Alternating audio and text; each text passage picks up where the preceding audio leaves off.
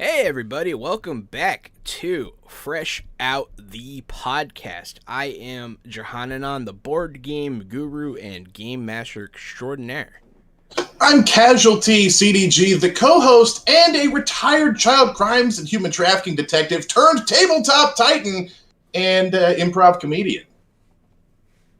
And I am the professional media and movie mastermind, the Funhouse, Drew Munhausen. Welcome, everybody, to Fresh Out the Podcast. The Funhouse. Fresh out the Funhouse? Fresh Out the Funhouse. Fresh out the podcast, fresh out the Funhouse. Perhaps fresh in the Funhouse. Okay, so as some of you may know, our first two episodes are our stream from last time. There has been cut up into two episodes that are now available for your listening pleasure. Those are available through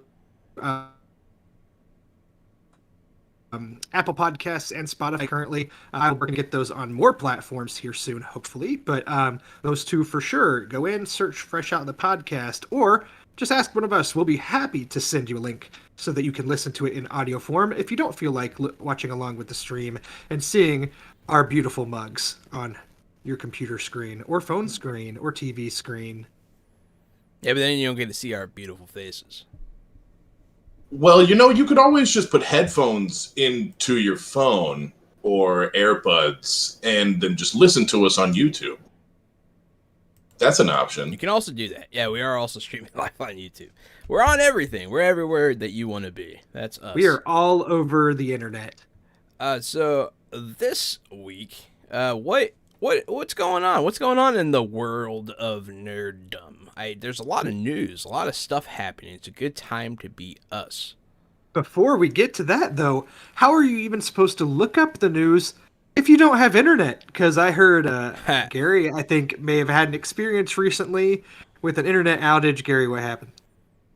It's 2021. Have you tried living for with like a whole week without internet as a streamer in 2021?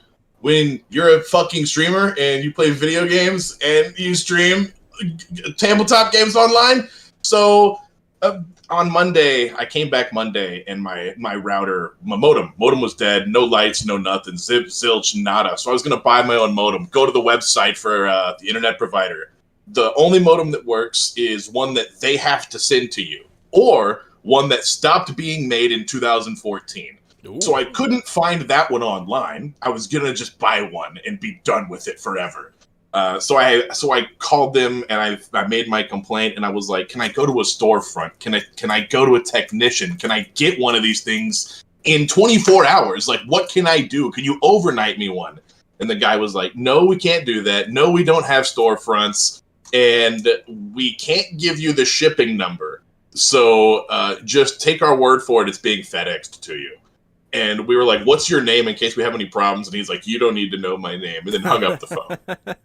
And so I was dying laughing and Annie was pissed. So I called back the next day to complain. I asked for the number, asked for the shipping number. The people said I can't do it. They sent me to the business helpline. Business helpline said, you're not a business customer. You're a residential customer. So they said, we can't help you. And then sent me to the residential side. Residential side said, we can't provide these numbers. Only the tech side can. And I was like, that's who I called in the first place. They sent me back to the tech side. So I've done a full 4-person cycle back to square one now. And the tech side's like, no, we can't find it. We have to get our supervisor to find you the shipping number for the FedEx.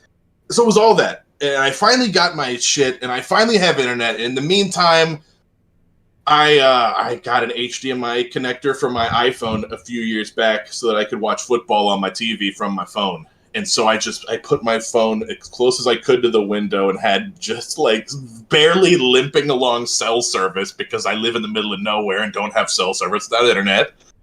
So no phone either. So I barely had YouTube working sometimes and watched documentaries so that at least I was learning something in my rage. It was a great week.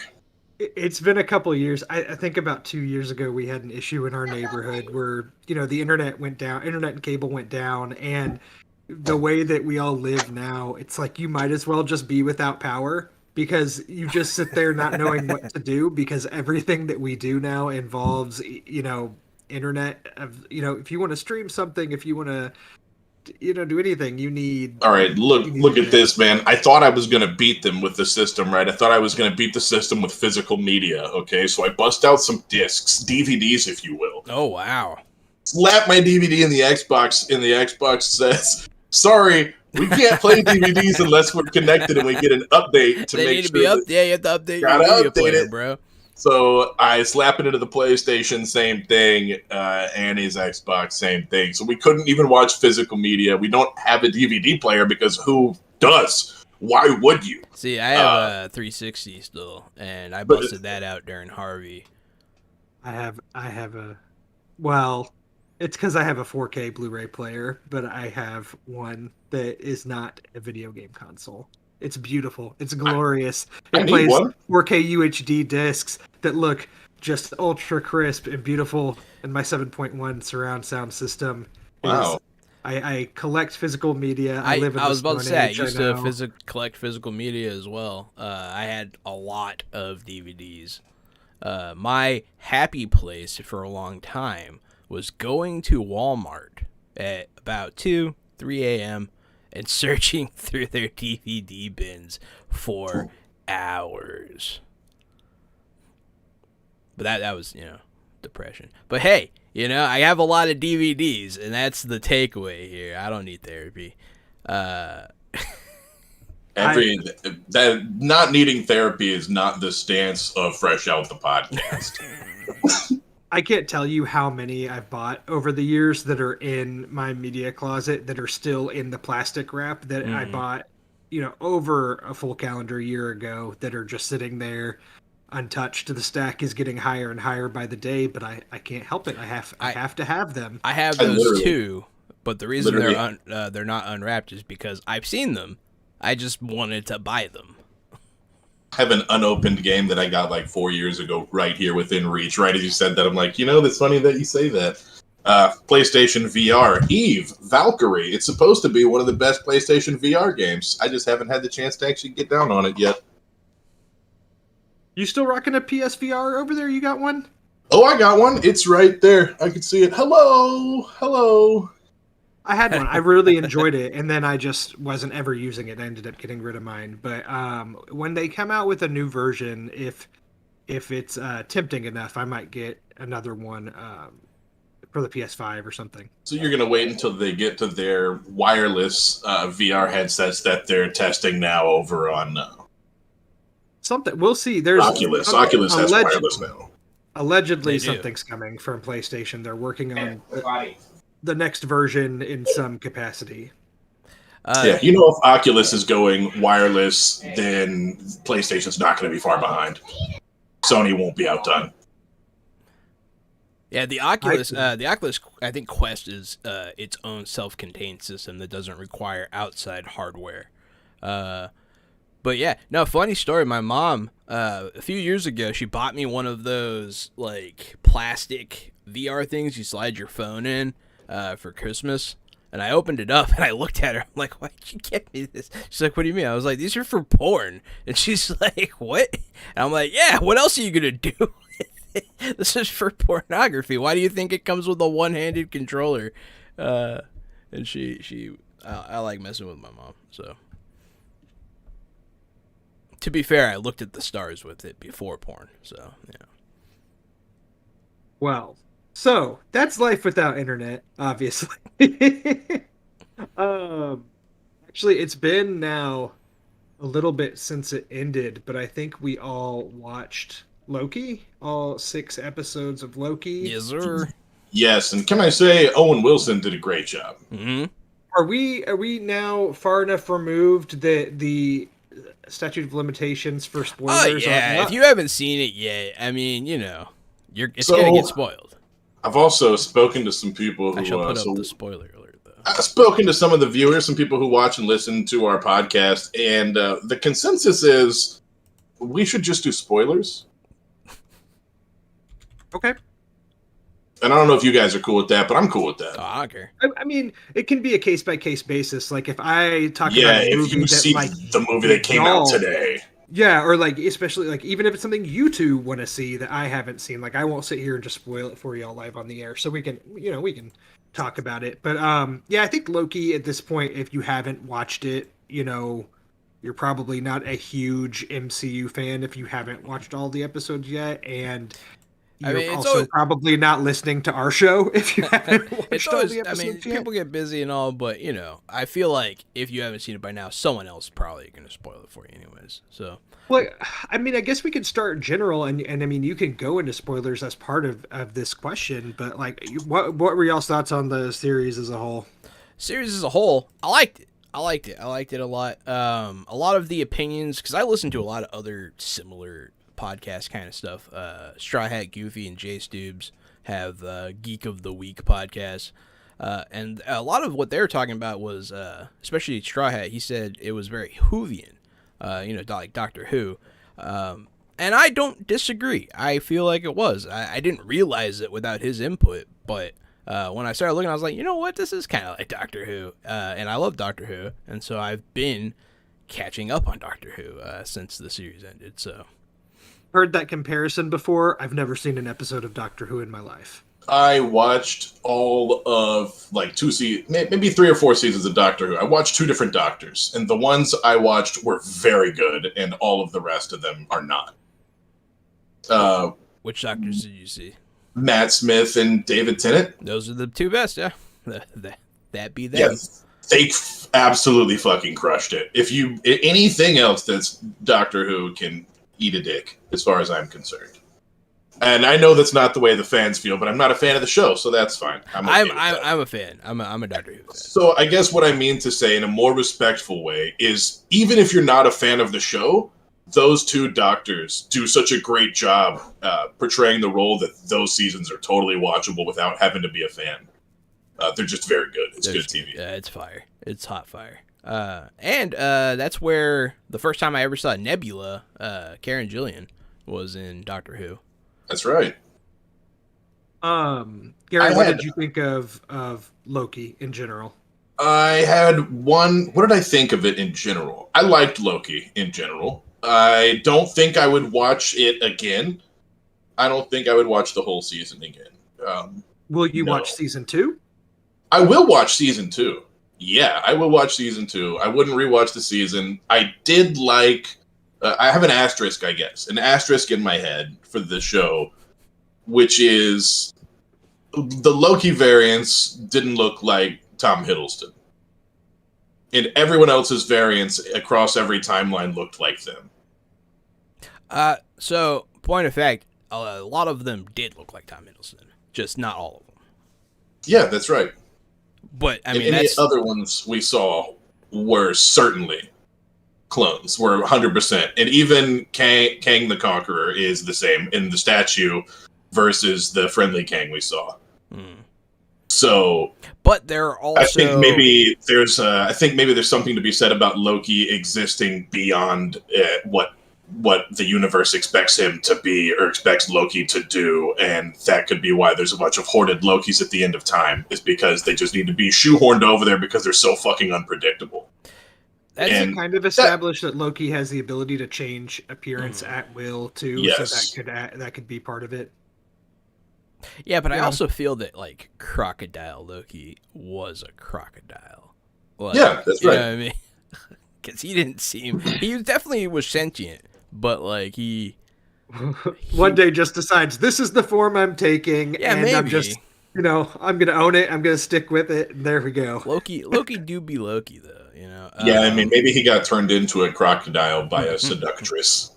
Maybe he tried to pick up Thor's hammer and there was like a different spell on it. So that's your gripe. Yeah, I don't know.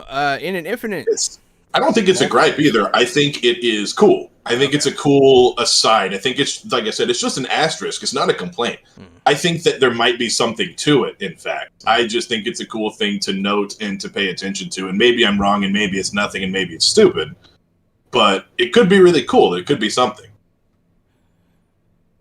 That's all. Yeah. That's the only. I thought the show was good. I watched season 2, and I have that little note right there. Just like, that's cool that the Lokis didn't look like Tom Hiddleston. Not all of them, anyways.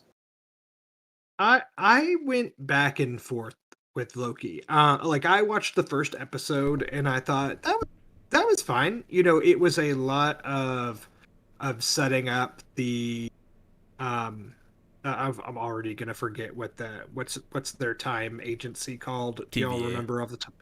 Yes. So I mean, like, it spent a lot of time setting that up, and then it almost seemed like, you know how sometimes if you're watching like Friends or some sort of sitcom, every now and then they have like a clip show that's just, you know, hey, remember that time when, and it shows a clip of like 2 seasons ago, a random funny moment or a fan favorite moment.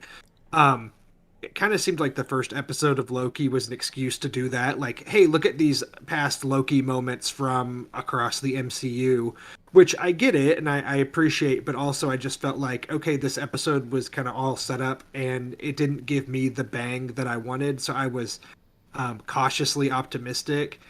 And then I thought the second episode was strong. And then I kind of went back and forth with the third episode. But I feel like the payoff was worth it. I thought the latter episodes were actually pretty good, really good by the end. I was you know, excited for the finale. I was excited to see that they would return for season two. So it's good. It didn't hook me from the beginning the same way that something like WandaVision had a really good steady build throughout. I thought, and Loki kind of took me back and forth before I finally, you know, by the time I was really sold on it, it was ending. Bro, you remember when you were watching WandaVision for the first time and then Quicksilver showed up and it was the good Quicksilver? Yeah. I mean, of That course, was that was fucking so dope. What a dope moment. Yeah, but WandaVision then- is so hard. the internet blew up that day. I had managed to watch it first thing in the morning, and I had no indication of what was going to happen, and it left me with my jaw dropped watching it, and you know all the implications it could have. We know how that ended, and I don't know if it will have all the implications that we all hypothesized that it might. But oh man, still such a cool reveal. Absolutely. It was. Probably one of the it was most hyped. cool, but so a lot of people complain about that whole situation because they decided to use an actor who is Quicksilver in another movie, while simultaneously saying that it wasn't actually an alternate universe Quicksilver. It was just some guy. They 100% knew what they were doing. Yeah. I mean, for sure. And I think it's something that they thought was like a cool nod that by the end almost seemed like a slap in the face. It to some was of the kind of a fans dick that move. Quicksilver. So I get the complaints. At the time I was watching it, I was amused by it, so I wasn't too bugged. But I wasn't too bothered either. I just know that was a big thing in the community. People were upset about. I And actually get it. just watched the scene from the Apocalypse movie with Mm. Quicksilver. I'd never seen that movie because it looked like a trash fire. But I watched the YouTube clip of the scene of Quicksilver running in and saving all the people from Xavier's mansion while it's exploding. And that is so fucking cool. He's got he's got no lines. The whole thing's just a montage of him saving people, but you can see so much of his character personality in these small little quirks, these silly things he does while he's helping people. Like there's he takes a pitcher and fills it up with water and then puts it into a girl's hands and then grabs her and then takes her out. And then, instead of taking people out, he rolls them all up in a blanket and throws them all out the window. And then later he goes out and ties blankets to the trees to make them all hit that and fall. And it's just, the action sequence shows so much personality that whoever had control of that Quicksilver and that actor, but, he didn't direct the scenes. Whoever did that did a great job. He should be around. We deserve him. We all need more. and that's legitimately the only part of those X-Men movies that you need to watch. You're good. That's what I've heard. Yeah, were there any other MCU cameos in Loki that I'm forgetting? I mean, there were a lot of stuff going on in the background and everything. So I think one of the big takeaways was the Kang reveal. I mean, Yeah, that of was course. the big takeaway. Yeah, but a lot you of know people, that- a lot of people on the internet argue that they never said it was King, and it's like, come on, Like he said, Okay. yeah, exactly. It's like what are you, an asshole? Like, if you need them to write it down, wait until the next movie, you dick face. if you need them to put a sign on the guy that says, "Hey, I'm king," They did when he was the statue at the end of the fucking show. If you read the film trades and stuff like I do, because of course I do, it was announced a while back that Jonathan Majors, the actor, had been cast as Kang the Conqueror, but their little deflection there was he was cast as Kang the Conqueror, I believe, for the next Ant-Man movie, Quantumania. So I remember that casting coming out and thinking, "Oh, that's great casting." And I like Jonathan Majors. He's had a few roles in some independent movies and stuff that I've seen. Like if you've seen The Last Black Man in San Francisco, Lovecraft Country, of course, is not a indie film, but that's a show that I think a lot of people watch. Lovecraft Country is hot fire. Yeah, he's great in it, and I think he got a lot of recognition. So of course, this is his upward trajectory. And so I knew he was cast as that part. I was not expecting him to show up in the finale of Loki. And so, it's kind of interesting because that's an actor that maybe not everybody knows. So when he showed up, I immediately was like, oh my gosh, they're going the Kang route already, because I knew he was cast in that role. But I guess if you don't know who that actor is, you'd be questioning like, oh, who's this? I think that by the end, if you're a comic book fan, you absolutely know what direction they're going with it. But yeah, I was pretty pumped for that reveal. And seemed like a very quirky, fun take. Is he going to be the next big bad of the MCU? Is he the next? It's going to be so good. It's going to be so Thanos, level villain. This is really cool, man. Jonathan Majors, I'm scrolling through his IMDb. I guess he started acting professionally or did his first big movie in 2011. And to think that only 10 years later, he's cast as, Kang the fucking Conqueror. He's playing across Tom Hiddleston and crushed the role in the show, can I say. They had so much charisma between them all. The three of them in that scene was just amazing. I mean, he's one of the Emmy-nominated actors from Lovecraft Country, right, Drew?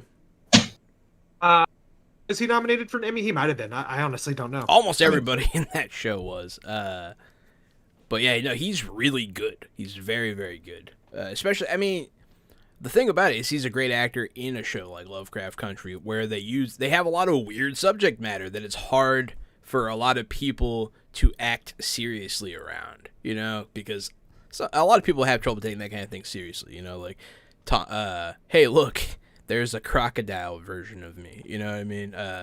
Some actors kind of put their nose up. It's hard to get good talent for stuff like that a lot of times, but it's becoming less stigmatized, I think. A lot of more serious actors are taking these roles, and it's really good.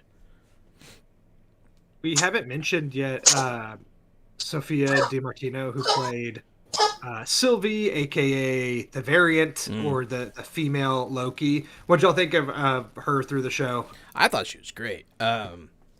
She was good as she's not what I would imagine a female looking like, but hey, whatever. It's a multiverse. She can look like whatever she wants. She was very good. She's a very strong female character. I did like. I liked how she had like a different power set. She had this completely different backstory. I was hoping they were going to explain more about her being. I didn't, because I was unclear if she was born a girl or if it was more like in the comics where sometimes Loki decides to be female because Loki's gender fluid. And like I wasn't sure if like she turned into a girl and then the TVA was like, nuh-uh, and like I don't know if that was the moment that she deviated from the timeline or whatever. Those are some of the questions I would have liked answered, but she was great. I thought she was very cool. I like how things went at the end, how she became the problem all over again. Was very cool. And she did all of this acting like fresh after giving birth too. I don't know if you knew that. I saw the photos of her special rigged costume that allowed her to breastfeed. Yeah, her costume was specially rigged so she could just take the vest off and breastfeed her newborn. There was a joke. There was a throwaway and a side joke, I think, in the last episode or maybe the 5th episode about the comfort of the costume that she made, that she had an aside joke, and I was wondering if it was in reference to the costume redesign. It seemed like it was to me. Maybe. It was in character, but a little out of character. It seemed a little aside. It's pretty funny. Yeah, no, I mean, it's there's a saying that anything a man can do, a woman can do in heels, and that's kind of what that makes me think of. She just plopped a kid out, and she's giving a grade A performance in this television show. I thought she was really good in the beginning as a bad guy. I loved her playing across Tom Hiddleston as a villain. Once they were friends, I didn't like her character as much. I thought she was a lot more threatening and a lot more deadly, dangerous as a villain.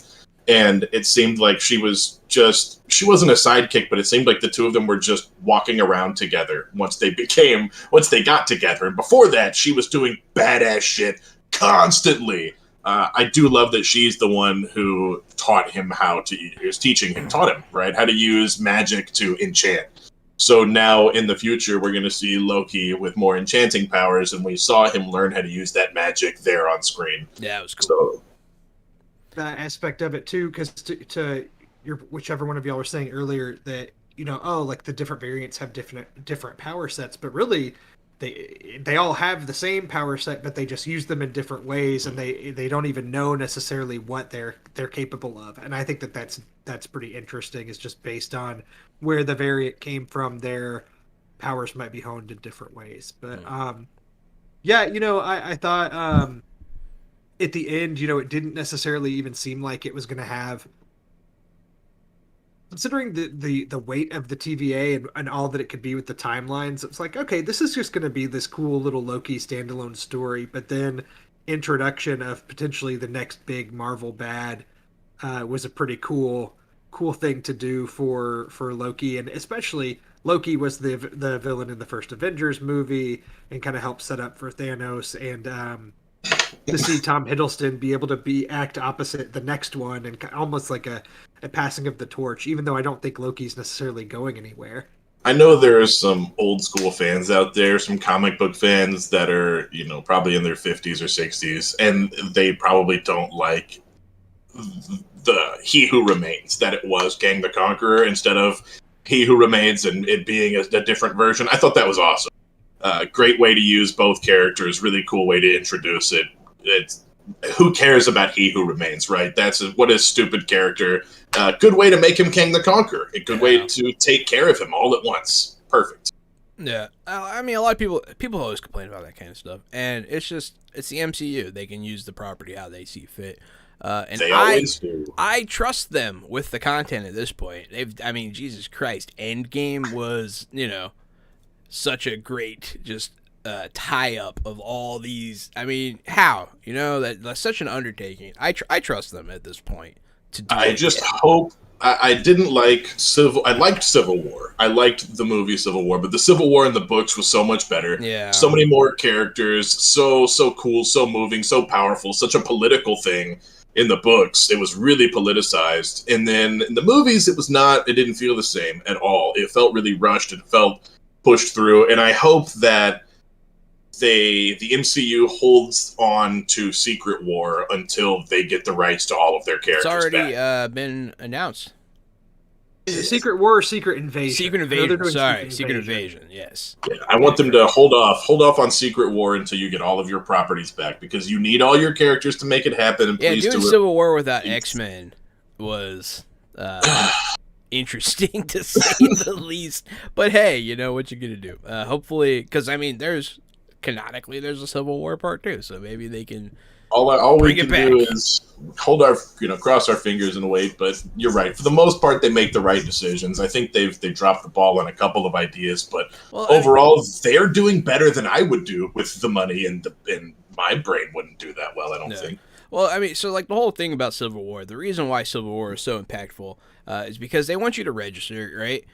In the MCU, almost every single powered person chose what they, like Tony made the armor, the Maximovs were imbued with this power after volunteering, that kind of thing. They're all almost 100% deliberately superheroes. In the comic book, people are born with powers. They don't have a choice. And so like it's much more it has that much stronger parallel to all different sorts of persecution. Because they don't have a choice in being mutants, you know what I mean? And so it's more, I feel like it was much more powerful. Without that, it's just a bunch of people that don't want to give up their, their big rocket gun spacesuits, it's a little different. Yeah, I completely agree.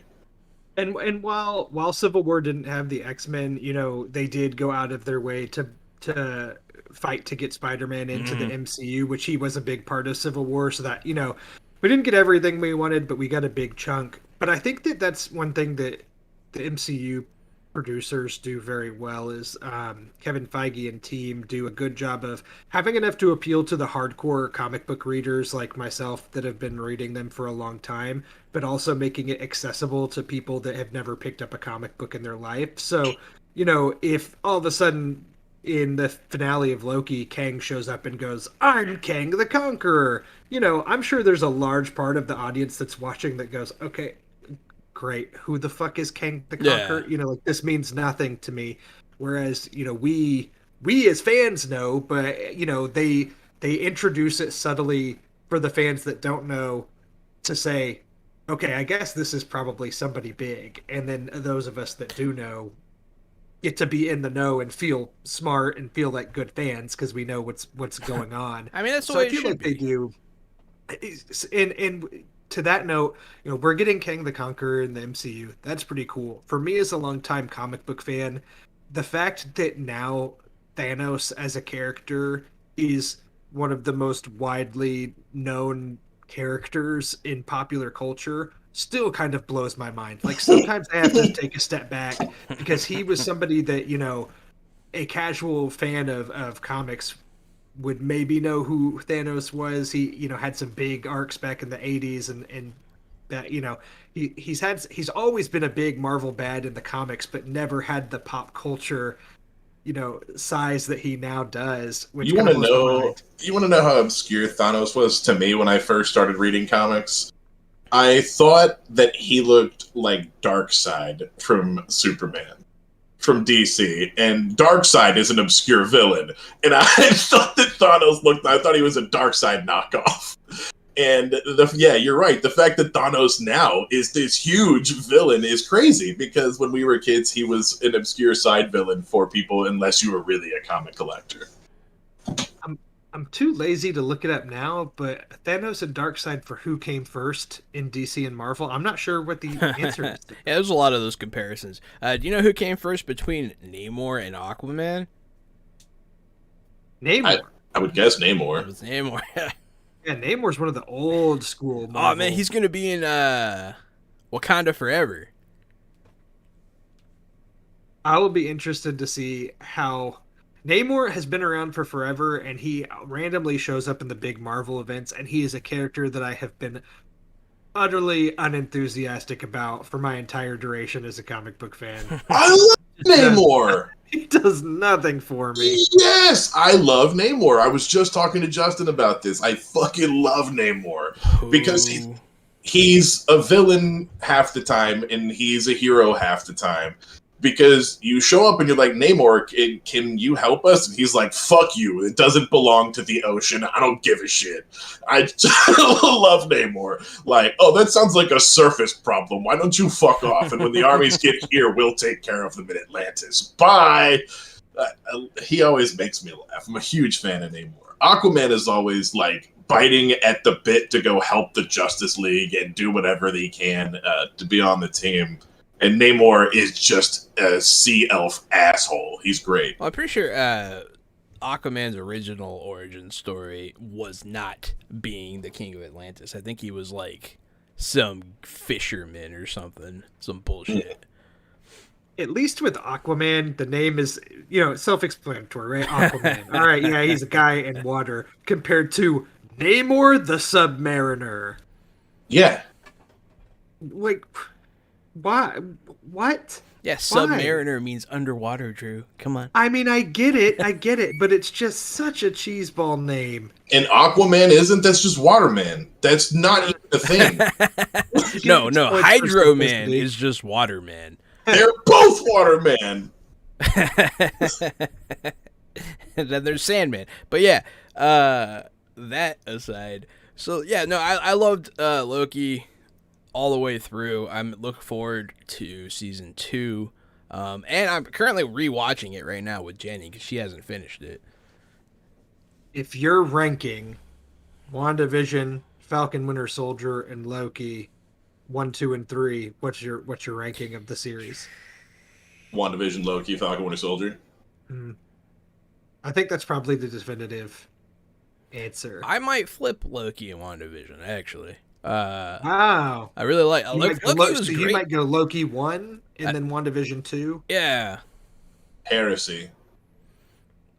I mean, I would love to give it the Falcon and Winter Soldier. I did really like it, but also like there's some pretty big issues in that show. We know which one is number 3. Yeah, we all know which one's number 3. We all agree that show's For the number first 3. couple episodes, I would have said Falcon Winter Soldier was better, but by the end of Loki, I think that it ended with more of an oomph and some. I can't say Falcon Winter Soldier didn't end with like a big impact because it did. It did end with a big impact, but it just wasn't super exciting to get there. You know what we didn't talk about? No. And who we didn't talk about in Loki? Judge Renslayer. Because so my understanding is that Renslayer is in the comics at least, the love interest of King the Conqueror. They're like a thing. And so a lot of people are speculating on some of the things she said towards the end of the show. She seemed like she was unraveling the mystery, but a lot of people think she was in on it the whole time. I don't think she was. I think she really found out in real time with everybody else that the whole thing was a lie. And someone almost like she was convinced that she was in on it the whole time until she realized that she wasn't. Yeah, something like that. And she, because what she says is, the only people that have free will is the person at the top or whatever, the person that's pulling all the strings. And then later, someone asked her where she's going, and she says, going to get free will or something like that. And some people said that she is like gonna go find Kang and be like, "Hey Kang, what do I do now?" Like she's gonna go be his lackey. But to me, it sounded like she wants to be the person on top. I think she's going to be a secondary villain that is playing against Kang as well. I think that's what she's going to do, and I'm excited to see that. Personally, I think her character probably has the most room to end up really growing in a season 2 and seeing what they do with her and how she can grow as another big villain. So yeah, I'm intrigued. Yeah, it was good. It was good. And of course, Gary mentioned it right at the top. We didn't really talk about him. Owen Wilson ruled. There's not really that much more that needs to be said. It was nice to see him on our screens again, and he was great. Yeah, one it's word great for to see you. him in something good.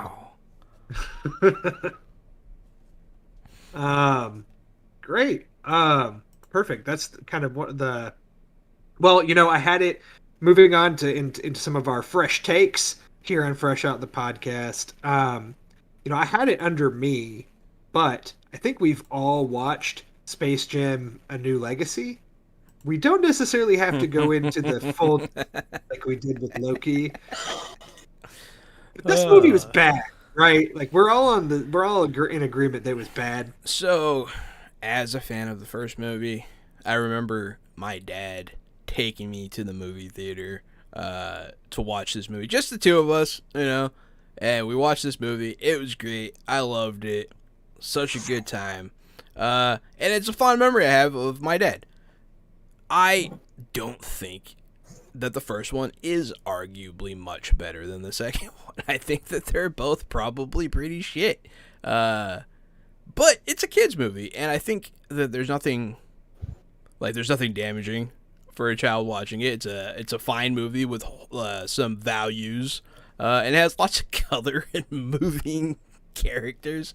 And I think it was fine for a kids movie. If you want to judge it as a piece of cinema, it is. I love your review that it's fine with colors and pictures. Yeah, that's what kids like. They like pictures and colors and moving and like, hey, look at me, I'm Bugs Bunny, and that's all. That's what that movie had. And then it had LeBron doing his best to act. In defense of LeBron, I thought he did better than Jordan did than the original Space Jam. Jordan was bad. He was really fucking bad. I watched the original Space Jam again last year, and that was a train wreck. The Michael Jordan performance in the original Space Jam is just so like engraved into my brain as for what it is that it's hard for me to even look at it from an objective point of view at this point, because I know it so well. I love it. I was having an existential crisis watching the new Space Jam because to y'all's point, yeah, the new one has a lot of things that are parallels with the original, and I mean it really does feel more like a sequel than I expected it to. It does a lot of things very similarly, and so the whole time I'm watching it going, this is really bad, and then in my head I'm going, this means the first one's really bad too, which I kind of knew in the back of my head already. But I just have so much nostalgic for it. I mean, let's be real. I saw the first one in theaters multiple times. I probably watched the VHS tape that I owned of it, over under 100 times, probably over. And I loved it so much. So, I know that it's probably not good, but seeing the new one made me realize even more so that the original one's pretty bad. But man, the new one, it didn't need all the IP overload vomit. There were some fun things to catch there, but like some of it was just distracting. Remember what I said, Gary? Yeah, I was gonna say while we were watching it, John said, "Okay, Ready Player One, we get it. Get back to the fucking movie." Very similar feel. Very Such similar a pain. Like, and not only did they do that, they were the same characters that they threw in our face in Ready Player One. The Iron Giant, King Kong, and it's just like, have your own movie. Like, what are you doing? They did have their own. Oh wait, no, I was gonna say they did have their own movie. It was terrible. Space Jam. At least in Space Jam, the little alien monsters that become the Monstars. Much better. They rule. They have some build up. And then in this one, they had a story. They had personality. They were a thing. Wet fire. Wet fire was so fucking bad. Oh my god. So yeah, all right. The bad guys had no heart. We both laughed out loud when LeBron saw Don Cheadle and was like, "The internet's black," and like that was really funny. It has its moments where it's really funny, but overall it's a giant piece of crap. If you have kids, take them to see it though; they'll like it, and it's I was 100% watchable. Entertained the whole time. I have a friend who has a daughter that's already watched it on HBO Max like 12 times. So yeah, I mean, this for sure is going to be some kids' Space Jam, the same way the original one was our Space Jam. So it's also more power a piece to of you. shit. Certified piece of shit. My inner child gives it an 8 out of 10. Me, I give it a 3. 2 out of 10. Yeah, strong 3. What a piece. I'm probably like a 3.5, 4 out of 10, but a 3 too. I'm not arguing with either of you on your scores. So it would have been a 6 if LeBron was always live action. I did not like that he kept switching genres. I felt like the juxtaposition of a real person in Space Jam is the point. And that's why Space Jam, the first one, was so good. He was always Michael Jordan. He was never a cartoon. Except for when he got all stretchy. Like, that was, it was way too much cartoon. Absolutely. And he should have been cartoon. And Shit, there was one more complaint I had about it. But I mean, not that the movie is something that's worth sitting around and tearing down all day, right? But It's not. It was fine. I don't hate it. I'm not mad at it. I'm not angry. I don't feel like I wasted my time. I'm glad I saw it. It was fine. It just wasn't good. If you grew up with the original one, absolutely give this new one a watch. You're probably going to find something to enjoy, even though you know as you're watching it that it's a bad movie. And if you have kids, especially, let them watch it. They're probably going to dig it. It's not a good kids movie. There are good kids movies. This is not a good one, but your kids are still probably going to enjoy themselves. For the audience listening, Gary's shaking his head no. So, just so you know. no, if you show it to your kids, they'll get dumber. Don't do it. It's stupid. It's just colors, like Jahan said. If you're listening to our podcast, I would argue that your kids are probably dumb anyway. Yeah, so definitely don't show them that. Play them some fucking classical music or something. Don't play them some Baby Einstein, or let them watch Space Jam and be cool. Pack them a bowl, get them a pizza, and set them down in front of Space Jam. Yeah, being smart's for dorks. Go watch Space Jam. Everybody's got to work for somebody. Go watch Space Jam. Or other things watched, I did mention on one of the last episodes about I had watched Fear Street 1994, which is a Netflix horror movie that came out, but it's part of a trilogy. I did watch the other two movies, Fear Street Part 2, 1978, and Fear Street Part 3, 1666. Man, if you're looking for just a super fun horror trilogy, highly recommend it. They all three held up. The first one is just, pure 90s slasher kind of ode to like Scream, I Know What You Did Last Summer, some of those horror movies. The second one takes place in the 70s at a camp. So you get, your Friday the 13th vibes, hardcore, and just any kind of slasher movie in a camp. And then the third one's a period piece going back to, Salem witch trials type style of 1666. But it all rounds up in this great story. The ending is kind of worth the ride. I've been tempted to watch it. I've been tempted. Yeah, I give it a hearty recommendation. They're not like the greatest horror movies of all time, but they're super entertaining, fun slashers. One of the better things that, as far as original content that Netflix has put out for movies here recently, in my opinion. You mentioned I Know What You Did Last Summer. Did you hear about the ideas for a reboot? I did just see an announcement of I think a series coming out. Oh, are they doing a series? I think that was just announced recently. I'm pretty sure. I heard about they're gonna do it with an older cast, and it's called I Don't Know What You Did Last Summer because the killer has Alzheimer's. There's no way that's what it really is. No, I'm making that up. I'm sorry. Okay, good.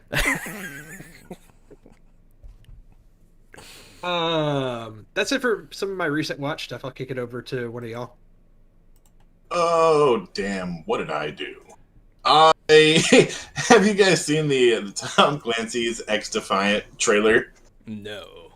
You texted about this the other day. I just watched the trailer just before we started recording. So it's like a 5 or maybe 3 minute and 50-second trailer, but it feels like it's 5 minutes or longer because it keeps being interrupted over and over by the developers. And they keep saying a bunch of trigger words like, join our awesome community. We're going to have player feedback. We're going to have the best first-person shooter event. And it's just all these things that they're just saying nothing. They're just saying all these color words to get people hyped.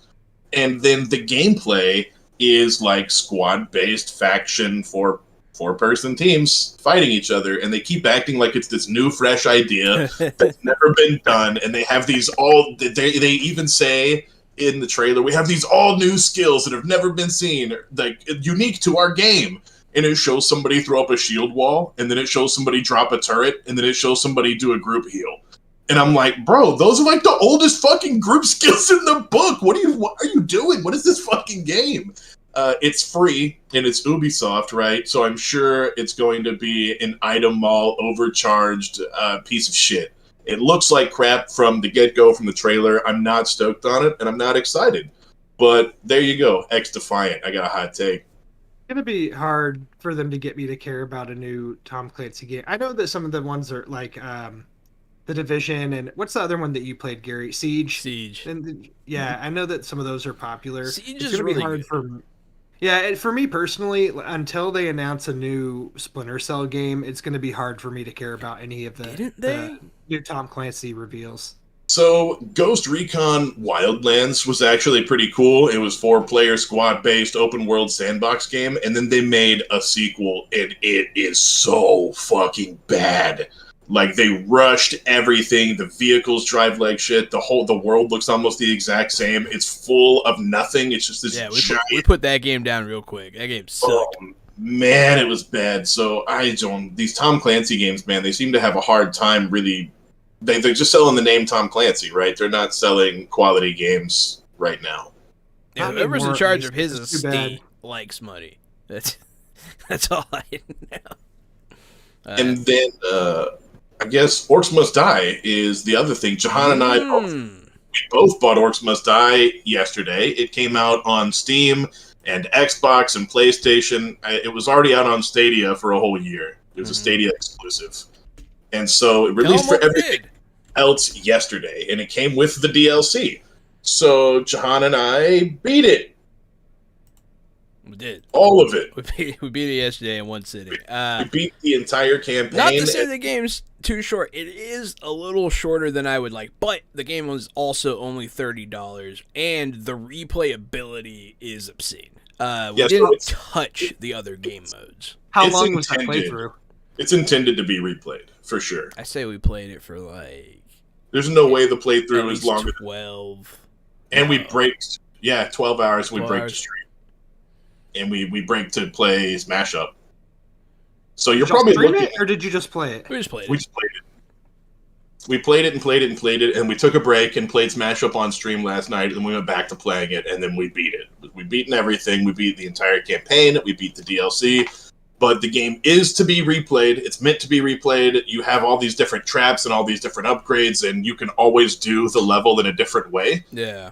And also, we haven't done barricades across the maps and turn the maps into like labyrinths and dungeons and kill tunnels and stuff. And you can change out your floor traps and your ceiling traps, and you can kill orcs in an entirely new, different way every single time. And it's co-op, so definitely we haven't we're not putting it down because easily one of the best co-op games out there. Period. It's so fun.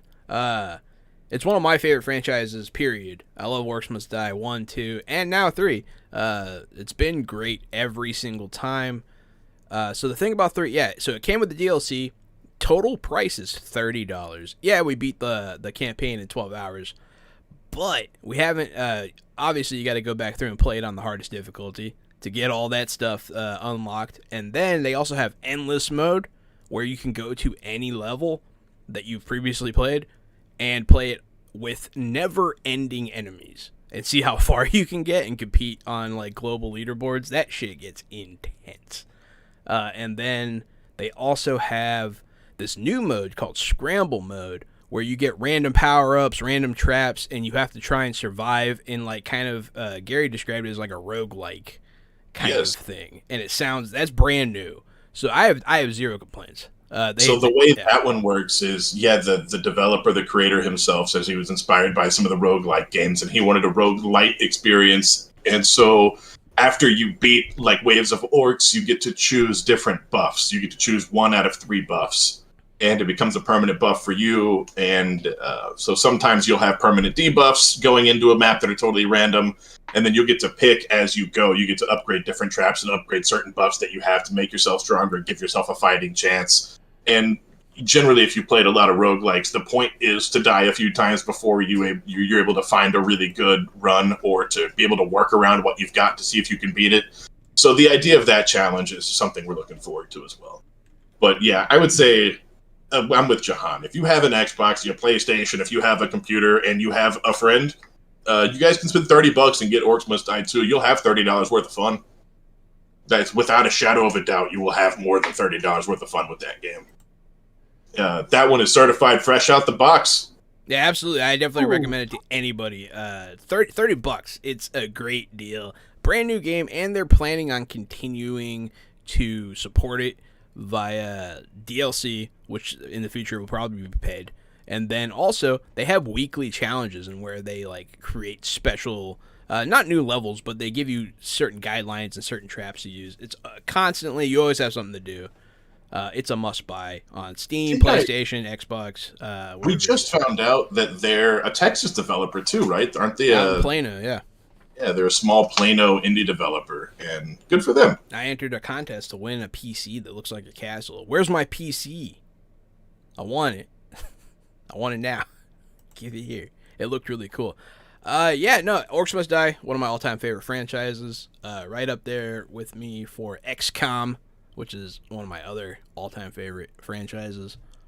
Man, I wish XCOM was multiplayer, co-op so bad. Yeah, that'd be cool. Yeah, I can't wait. You want to see me lose my mind? Wait until the third one's announced. I'm going to lose my damn mind. You better tell them to make a co-op so we can play it together. You know what? I'll get on that. Yeah, man. We're almost somebodies now. Shoot them some tweets. We're almost somebodies. Working on it. Yeah, no, so that was on the video game front. I guess speaking of video games, if you're a fan of Resident Evil, one of the things I wanted to talk about was the Resident Evil Netflix show. I don't want to talk about it too much because, meh. It was fine. In this day and age of like digital graphics and whatnot, some of the scenes are kind of embarrassing.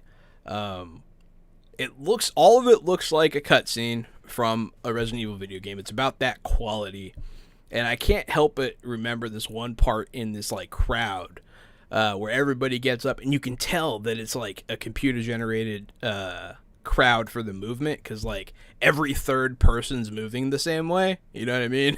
And it looks like crap. Some of the graphics are fine. The story is fine. It's not technically the best. But branded as an anime, right, on Netflix? Technically, yeah, but they brand a lot of stuff as anime. I don't know where the line is anymore. I don't know. So would you say it's an anime, or would you say it's animated? I'd say it's animated, but I mean, Yeah, it is they've got animation. A bunch of video game properties they're doing that with now. They are Castlevania, hot fire. You know what I mean? Like it's hit or miss with them. Castlevania is like up there with like big name animes. You know what I mean? It is up there. It is amazing. Go watch Castlevania. Castlevania's hot fire. Resident Evil, bringing it back to Space Jam Legacy. Resident Evil is wet fire. Wet fire. Yeah, Resident Evil is wet fire. Castlevania was great though. Yeah, go check that out. They have a lot of good anime on Netflix. Actually, they do a pretty good job. Like Seven Deadly Sins is actually good. I don't know how their original stuff works with that though. If they are just licensing it, or if they actually paid for it to be developed and developed it in house. I feel like that's probably not what they did. But hey, yeah, Resident Evil you can pass on. You can hard pass on. That's what I'll say. Well, keeping up the video game conversation, Jahan, I think it's funny because you had talked about in one of our last episodes how you were really looking forward to Legend of Zelda Skyward Sword HD. It's the HD re-release on the Switch, and ironically, I don't think you've gotten a chance to play it. I have not had a chance yet. However, I picked it up. I've put maybe about 5 to 6 hours into it at this point. I really enjoy it. I played it back on the Wii, and I don't really remember that much about it, so I'm having a good time playing through it again. I am playing it with the Switch Pro controller. Nice. Which is very interesting because, the game had a lot of gimmicky motion control things thrown into it because it had the Wii like Motion Plus, I think is what it was called, the Wii Motion Plus. So it had a lot of its mechanics around that, and they've found a way to make the game work on controller. So some of the things are kind of wonky, like you're flicking the right control stick to swing your sword in different directions and stuff. But it works. I'm having a good time playing it. But also, you had mentioned the amiibo that you thought were super cool, and I don't have it, but in the game it tells you what it does, which is kind of cool. Like the game, the way it takes place is the hub world is in the sky. That's Yeah. where you start the game, and then you go below the clouds, and that's where the adventure happens. And down on the ground, there's different save points, and you can warp back to the sky through those save points, but only at one of those save points. If you have the amiibo, it doesn't matter where you are on the That's map. kind of cool. Use the amiibo and zoom to the sky, and then go back to the exact spot where you left. So I thought that was kind of cool. Yeah, it's because the It made amiibo me is one wanna of those pick one up. birds. Yeah, it made me want to pick one up because it almost seems like it'd be pretty helpful in playing Good luck. the game. But I've are been they looking. really hard to find? I've been looking. I can't find one. Oh, interesting. That means if I just knowing that, if I see one, I'm gonna end up buying one. If you see one, end up buying two. I'll pay you. Fair enough. I'll kick it back to you. Ooh, yeah. So the other thing, not related to video games at all, but so I finally, me and Gary were playing a board game the other day, and it was Marvel Villainous. And the person who it says, all board games have different rules for who goes first. Some of them are silly. This one said whoever read a Marvel comic most recently gets to go first. And none of us were really sure who that was because it had been a while, because I read like Dark Horse and other stuff sometimes. Not that often, but I actually went and picked up a comic book because it looked appealing to me. It was issue 1 of Sinister Wars, which is Spider-Man. And it had the Savage Six, which is like a new Sinister Six kind of thing. Mix it up with the actual Sinister Six, all while fighting Spider-Man, and it was awesome.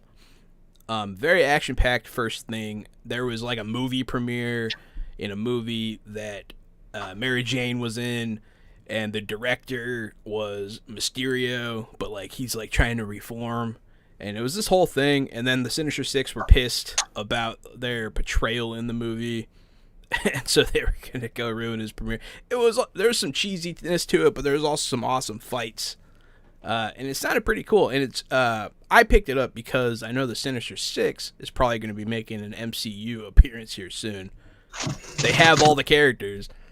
They have what do they got? They got Doc Ock coming. They got the Vulture coming. They got probably the Lizard. Man, is he just the Lizard? I think he's just the Lizard. Mm-hmm. They'll probably bring back the Rhino. They have all of them pretty much. Electro. If all rumors are to be then- believed, we're for sure getting Electro and Doc Ock. in I some know they capacity in cast. the new one. Was it Kraven the Hunter? They did for a standalone from Sony. It's actually It's I believe it's Quicksilver. Aaron Taylor Johnson. Yeah, Yeah. Aaron Taylor Johnson's playing Kraven the Hunter, the same guy that played Quicksilver in What? Age of Ultron. In Age Yeah. of Ultron. Yeah. Also played Kick-Ass, so he's no stranger to comic book movies. He was in Kick-Ass. and Who the whenever fuck is Kick-Ass 2 was casting at Sony?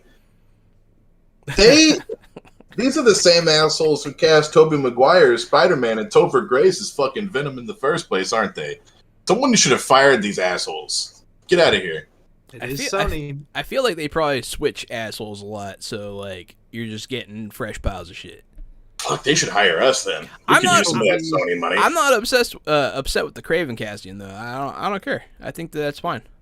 Should Not be good. in line with the upcoming Morbius movie that we'll see someday. It's been delayed Oh my because God! of the pandemic, but the Jared Leto. I hear that they led- want him and Blade to fight, and that's cool. I also hear rumor that they're gonna try and throw Blade in the mix with like Ghost Rider, and so we might see a new Ghost Rider. A lot of rumors flying around right now. A lot of unsubstantiated stuff. Drew, There hasn't are been- you telling me that Jared Leto is gonna be Morbius? Oh yeah, there's a trailer out and everything. Go check Did that you out. not It know came out, that? I think- Yeah. I think just the trailer can't. came out I knew pre-pandemic. it. I was told this. I flushed it out of my brain, and I'm seeing Morbius again in my head as a kid riding a motorcycle, being awesome and giant and ripped and a vampire mercenary. And Jared Leto, those things is not. I mean, he can go work out, man. He's an actor. I can't Is tell you he- when that movie was originally supposed to come out. I just know it was pushed because of the pandemic, and then it got pushed again. I think it comes out in January. I do not like Jared Leto, but he I mean, he's not a bad actor. He's in things that I like, but I'm not drawn to him as an actor either. He something about him's kind of off-putting I to me. mean, the Joker. Get the fuck out of here with that shit. That was awful. But I don't think that it's going to be the same with Morbius. I think he might be a good Morbius. I think that's going to be cool. No. Man, I'm not gonna. I'm going into that one with enough bias that I think it's going to be hard for me to like that movie, even if it's good.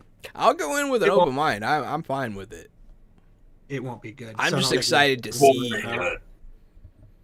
It is going to be a piece of shit. But I'll watch it, and then I'll come back and let you know that I was right and it's a piece of shit. I just want everybody look forward to that episode. I just want my all-time favorite team up to happen: Spider-Man and Blade. That's all I want. I want them to go mess with vampires together. My favorite comic book when I was a kid was when both of them were in it. It was awesome. I've always loved Blade. Ever since Blade was one of mine when I was a kid. Speaking on comics, you saw that Luke Cage is getting comic books again? No. I just read that yesterday. Marvel re-announced Luke Cage comic books are coming back to shelves. They're going to start up a new Luke Cage line. That's good. I was hopeful that they were restarting the Luke Cage TV show because I loved that show, but that's not happening. But we are getting Luke Cage comics. Step in the right direction. It's good. Yeah, he's like hero on the streets, Superman kind of. He's awesome. Sure enough, Marvel announces the return of Luke Cage. He's not a character that I've been following in the comics, so I guess I didn't realize that he was gone. But that's good. I don't keep too up with the comics. It's not. I want to, but holy crap, do I not have like the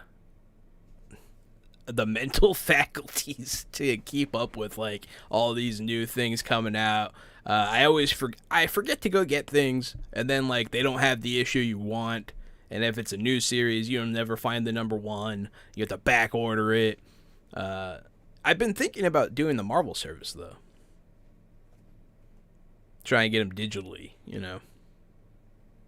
I do a subscription with Bedrock City here in Houston. Shout out to Bedrock City Comic Book Company. Just list the titles that you want, and they'll pull them for you.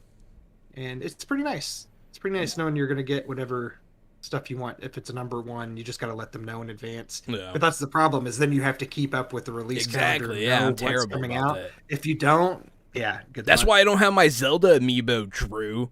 I can't keep up with release dates. But yeah, no, funny enough, that's where I picked up Sinister War, was Bedrock City on Fry Road, their new location. Oh, perfect. Yeah, I haven't visited the new one yet. I will have to soon. Rock on. The only other thing I had is recently the new trailer for the fourth Jackass movie, Jackass Forever, came out. Did y'all catch the trailer? Actually, no, but I did hear there was like a severe injury already, a shark attack. I don't know. I do know that Johnny Knoxville and Steve-O were both hospitalized, I think on the second day of filming the movie. So that's, sounds about right. But the trailer came out, not going to lie, it made me nostalgic for the old Jackass movies. But it's funny, they recognize like that they're all nearing 50 years old or so for most of them. I think they say in the trailer Johnny's 49. And there's actually a funny line where Steve-O says something along the lines of, they say as long as you have a concussion before you're 50, you're good. And Knoxville's 49, so we're fine, right? As he gets, massacred by a bull in a ring. So it looked funny. I know that Gary and I grew up, we were close friends when Jackass, we were already friends when that show was kind of in its heyday and super popular. Oh, I was all about that stuff. Yeah, so of course we were the kids trying to like recreate stuff. We actually went to a friend's lake house and took a video camera, and we were filming our own version, except ours wasn't as much doing dangerous stunts. Ours was more of like filming things that we thought were funny, and they were funny because we were hilarious kids. Just saying. But we weren't putting ourselves in danger, considering all the Jackass movies and shows have warnings at the beginning that say, please, for the love of God, I don't don't know how I survived to adulthood. because I did all the dangerous things. Yeah, don't try any of this stuff at home, kids. I'm gonna preface this with that. But yeah, we used to like throw like this. We made like this ball out of clay with like thumbtacks in it, and we'd go on my roof and try and throw it at each other. And I have a 2-story house, so like, you know, you could fall and die. You could get a tack ball in the face. I mean, God, we did everything that was stupid all the time. A lot of it I won't say on camera for fear of legal action, but it's a miracle that I made it to adulthood. So I looked up the shark attack I was talking about. So it happened actually last week, which was Shark Week, funny enough. They were, what's his name? Steve-O was filming with another member, Rob McElhenney. They were filming on set for Discovery Channel, and the stunt was to go up a ramp on a wakeboard and jump over sharks. And so Steve-O was in the boat with the stunt divers and stuff, and the other guy was on the wakeboard and did not complete the stunt and went straight into the shark pit, and a shark bit a giant chunk out of his hand, and rescue divers had to save him. And Steve-O said, and I quote, he would be fucking dead if it wasn't for the rescue divers. Oh my God. Didn't hear anything about this. Sure enough, yeah, I've seen the headline now. That's crazy. Sean McInerney. I know what you're talking about. I don't know how to say his name. Oh my God. That's like, I'm sorry that happened to you, bro. I wish you a speedy recovery, but also, like, come on. What did you think was gonna happen? You know they're happy to have the headline still. Yep. No such thing as bad publicity, right? They're probably laughing their asses off. That's what's great about them. These headlines came out before Jackass 4, so he couldn't have picked a better time to get bit by a shark. It's just more press for the movie. It's great press for the movie. If he would have gotten bit by a shark 2 years from now, who cares, right? But right now is the time to get bit by a shark. And I was very happy to see Jackass 4 is coming. When I saw it, I was like, you know, like I was thinking back, I'm like, how do they get away with doing this? You know? Just a lot of money and a lot of willing adults. I mean, look, if you guys had a giant ramp and a boat and you wanted to tow me down the giant ramp and a boat, I would say yes. I'm in for that. I don't care. I'm down for a lot of the jackassery. I just don't want to get bit by a shark. When I was younger, I was the one that I would stand by and watch my friends as they did that stuff, but I said, I'm good. I'll stand here on the sidelines and watch y'all do that. That's fine. I believe you witnessed me get up to lots of jackassery in my day.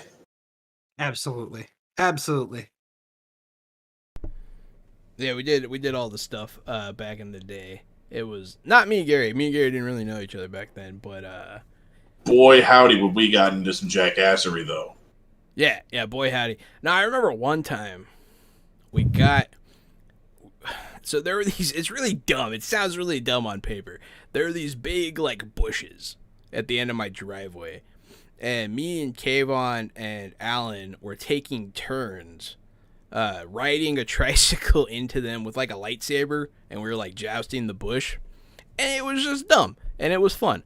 But that was the worst one of us has probably ever been hurt doing something. Kayvon started like yelling out like you know, like he started and then he gets up and he has a stick coming out of his nose. And we're like, oh no. And like, we're like, come on, man, don't be a baby. And like, he started pulling it out, and he pulls it out, and he pulls it out, and he just keeps pulling it out. And it's like this long. I don't know how, let's see, that's like, it was like a foot long stick. It was all the way bunched up in his sinuses. It was horrible. And like, how did you do that? That was a 1 in a million. That is an absolutely perfect image to leave all of our viewers and listeners on for this part of Fresh Out the Podcast. That, I think, wraps up all of our certified Fresh Out the Podcast takes for right now. But if you hang on tight, we will be back after a short break. If you're listening to this in audio form, then you can catch us next week when the next episode drops on Apple Podcast and Spotify.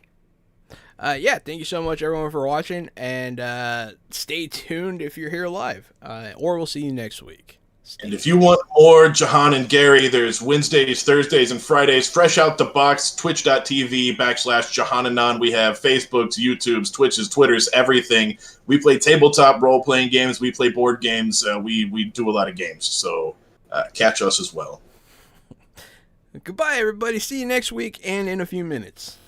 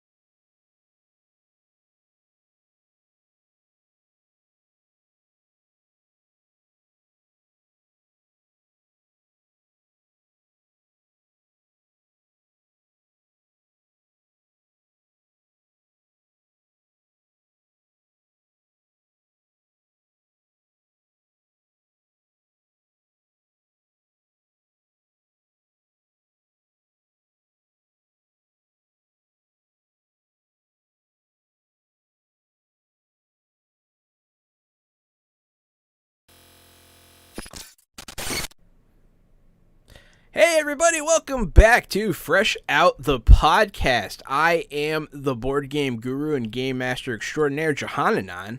I'm Casualty CDG, a retired child crimes and human trafficking detective turned tabletop titan and improv comedian.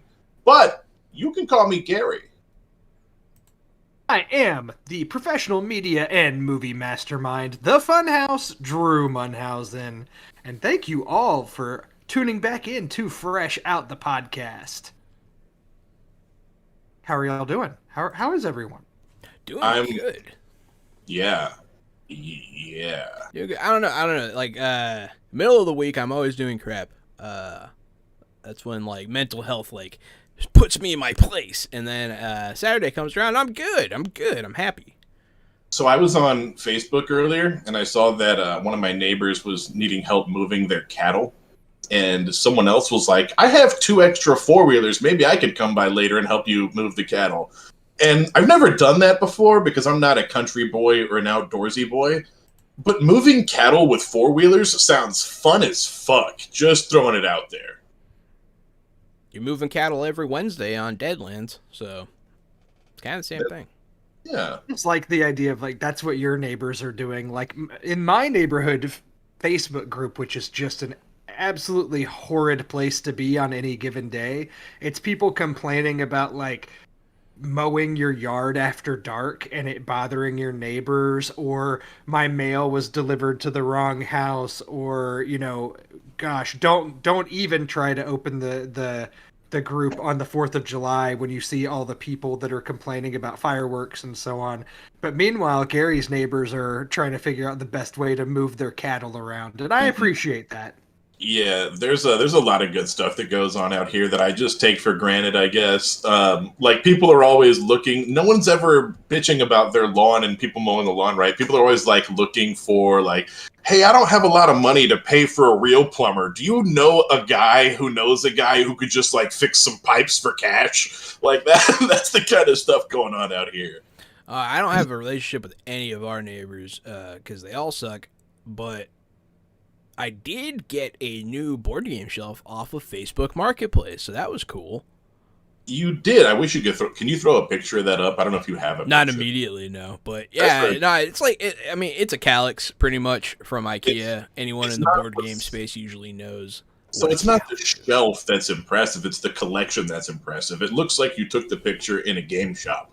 It doesn't look like a human being took that picture of their game shelf at their regular house. I have a lot of board games. You do. That's what I was getting to. It's an impressive collection. I also have an impulse control problem, so. Is that how you earned the moniker Board Game Guru? Yeah, by having a lot of them. Mm-hmm. It's not from your sexual prowess with board game pieces? Well, that's debatable.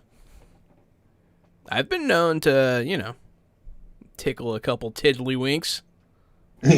Those are board game pieces that sound suggestive. But yeah. Tickling tiddlywinks. That brings us to this week's news. The Netflix top 10 most viewed of all time. Yeah. I put this on here because this is pretty fascinating. So I haven't shared this list with you guys before this, so I'm genuinely interested to see what your thoughts are. I just looked it up. I've got it on in the background. I'm looking at the list. Let me have it. So, well, first off, I'll say, if you want to hear us talk about Loki or some other things, make sure either if you're watching now on the stream, go back, watch the stuff that we talked about in the first hour plus of this, or if you're listening to the audio form, hopefully you listened to the previous episode and got to catch that. But yeah, this is kind of our main event now because I saw this list. I don't have the full article in front of me. I have the list that Netflix released. I'm not sure if this is, it says Netflix's top 10 most watched movies. So I don't know if this means top 10 most watched movies on Netflix of all time, or specifically the top 10 most watched of Netflix's original movies that they've produced and put out there. But I believe, all of these movies are Netflix movies. So they're only on Netflix. It's their top 10 most watched movies. And here's the thing. There's an asterisk at the bottom that says the number of accounts that tuned in during a film's first 28 days of release. So these numbers are based on about their first month of release, based on at least 2 minutes of viewing time. So they're touting these numbers, but anybody could have easily watched the movie for 3 to 4 minutes and said, "This is trash garbage. I'm turning it off." But this still counts in their numbers. Yeah, I would like to be clear that I think Tiger King was multiple episodes, right? Multiple things happened. I watched one episode and was like, holy fucking shit, there's no way these trash people are real. I'm not watching this. I watched the whole thing. So I count, yeah, I'm one of those people. I watched one episode and it says that I watched the thing. I don't know if I did not watch the whole thing by any Recommended because you loved Tiger King. Is number 1 on the list, you have Virgin River? No. So that's a new show, or not a new show. I think it has 2 or 3 seasons. They just had a new season come out. So this isn't their top 10 like on any given day. If you go onto Netflix, they have their here's top 10 of what people are watching right now. But I do know of that show. My wife likes All it. time. Here we go. Yeah. So I'll go the list. Should I start with number 10 or number 1? I guess, yeah, count down. We'll count them down, right? That's what people do. That's the way they are on the thing. So number 10 is a one of their newer movies. It's called Fatherhood, and it's a Kevin Hart Father's Day movie that just came out, and it had 74 million viewers, tied for 8 and 9, both with 75 million viewers. Are Project Power, which I believe had Jamie Foxx and Joseph Gordon-Levitt. I think it was a superhero or superpowers movie. Gary's got a look on his face like he's never even heard of this movie before. So that I've gone past it many times and been like, that looks like it might be fine, but also it might be awful. And then tied with Project Power is Army of the Dead, Zack Snyder's recent zombie heist movie. That looked like shit. I want to see it. I need to see it. Number 7 is Enola Holmes, which is the Millie Bobby Brown, the girl from Stranger Things. She did a movie spin-off about Sherlock Holmes' younger sister. That's what that's about. I actually heard good things about this movie. I watched it. Of these so far, that's the first one of these that I've seen. Number 6 is The Old Guard with 78 million viewers. Old Guard was awesome. I've heard actually some pretty good things about it. This was the Charlize Theron. I think it's based off of a comic book. It's based off of a comic book, indeed. Yeah. Yeah. I watched it with my dad, and he was like, "Holy crap, that was awesome!" Like, that's actually one. I haven't seen the whole movie, but I would count towards these numbers because I definitely watched the first scene where I think the team, they all get gunned down and then it's a great they scene. all get up after because it's all basically they're just all invincible. I think is kind of the premise. They're all immortal. Yeah. Yeah. That's the whole premise. Yeah, and it has Harry Potter's cousin in it as one of the main characters. Uncle Dudley, or not Uncle Dudley, cousin Dudley. Yeah. He is also in the Queen's Gambit show. If y'all watch that, is he? It's the first thing I've ever seen him in outside of Harry Potter. So number 5, with 83 million viewers, is Murder Mystery, which is an Adam Sandler and Jennifer Aniston movie, and it is hot trash. Saw that one. It's real bad. I know that I saw that one. Never heard of this one. Number 4 is Six Underground, which was the Ryan Reynolds led Michael Bay movie. I don't know if any of y'all saw that one. I watched that one too. Not bad. It was fine for an action movie, you know? It wasn't good. Gary, I mentioned the movie and Gary just broke out into spontaneous laughter and can't stop. I totally forgot that I've seen this movie. That's why I'm laughing. It is such a forgettable fucking action movie. I don't remember it at all. I've definitely seen this. Yeah, it's like they squeezed the juice out of a bunch of action movies and That's put them in a exactly blender. I feel like that's one of the trademark things of a Netflix original movie is you watched it totally forget that you watched it, and somebody brings it up, and you laugh and say, "Oh, I did watch that," and I forgot it the moment that I turned it off. Well, there you go, Drew. Then you would say that's a quintessential Six Underground. It's a quintessential Netflix movie. I would give that movie. I would guess I'd give it a fucking like 3 out of 10. I don't remember it. I love Ryan Reynolds, and I think Michael Bay is give hilarious. it the same review as yeah, bro. What a Space piece Jam? of shit. Yeah, dude.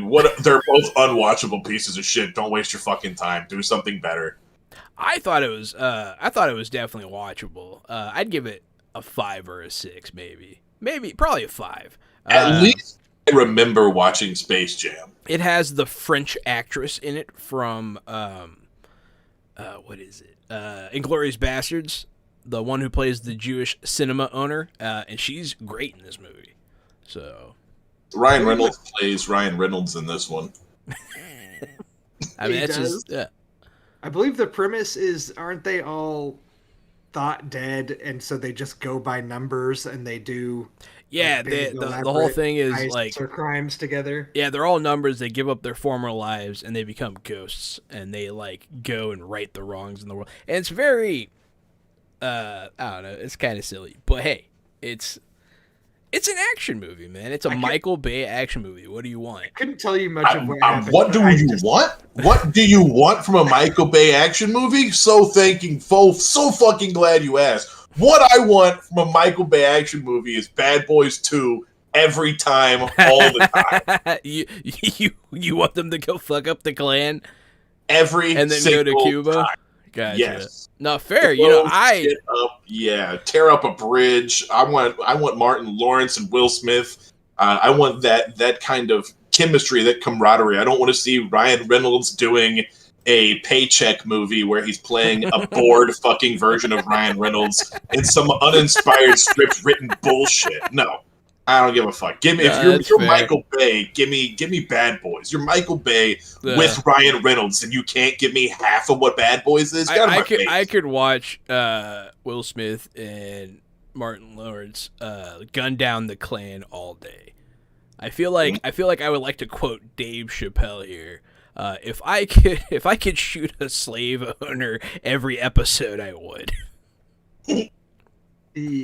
You can. The scene from Bad Boys 2 of the car chase and the pushing the coffins and the dead bodies full of drugs out the car and the bodies rolling through the street is just burned into my memory. Like, that's when you say that movie, that's the first thing that I think of is that action scene, which is horrifying to think about. It is horrifying, but also hilarious. Just because it's Martin Lawrence screaming the whole time while he's doing it. Isn't Henry Rollins in that movie? I don't know, but yeah, probably. I think he is. But I like that movie. I don't know. Bad Boys was the shit. Both of them are good. The second one's better somehow. But yeah. So, anyways, Six Underground. Yeah, it's a movie and stuff happens. And that had 83 million viewers that watched it for 2 minutes or more. I watched it. I'm guilty. My bad. I'm guilty too. The number 3 movie with 85 million viewers was Spencer Confidential. This was a Mark Wahlberg movie that came out, and I remember seeing it advertised. I actually never watched this one. Did you watch it, John? No. Okay. So none of us really have anything to say about Spencer Confidential. Oh, what's that? A school bus? I can't do Mark Wahlberg impressions, but say hello to your mother for me. Please do it. Please try it again. Let's give us a little more. Yeah, I took the school bus. Yeah. It's somewhere. Is that the impression? Yeah, that's the impression. It's really good, isn't it? You had to ask him if it was the impression. That's how fucking good it was. My brother makes hamburgers. Oh, good. Yeah, it's good. It's really good. Thanks. Really Just keep it up, John. I'm Mark Wahlberg. Yeah. So I'm looking at the cast for Spencer Confidential, and I feel like we might really be missing a gem because Post Malone plays Squeeb. I was gonna say, I don't know if he's in it for. This is what I know about Spencer Confidential is that when you would scroll past it on Netflix and it would do the autoplay, like usually it shows a little scene, it would show a scene that I think was probably from the beginning of the movie where Post Malone was in it. I don't know if he's in the whole movie or not, but I remember he was in that little scene. It has Mark Maron in it. I like Mark Maron, but not enough to watch a Mark Wahlberg movie. Well, the lucky thing is it doesn't matter because 85 million other people decided they were gonna watch this to some capacity. They chose for me. They chose its number 3. I hear Post Malone was in the movie trying to get a loan from a bank. It was a post-credit scene.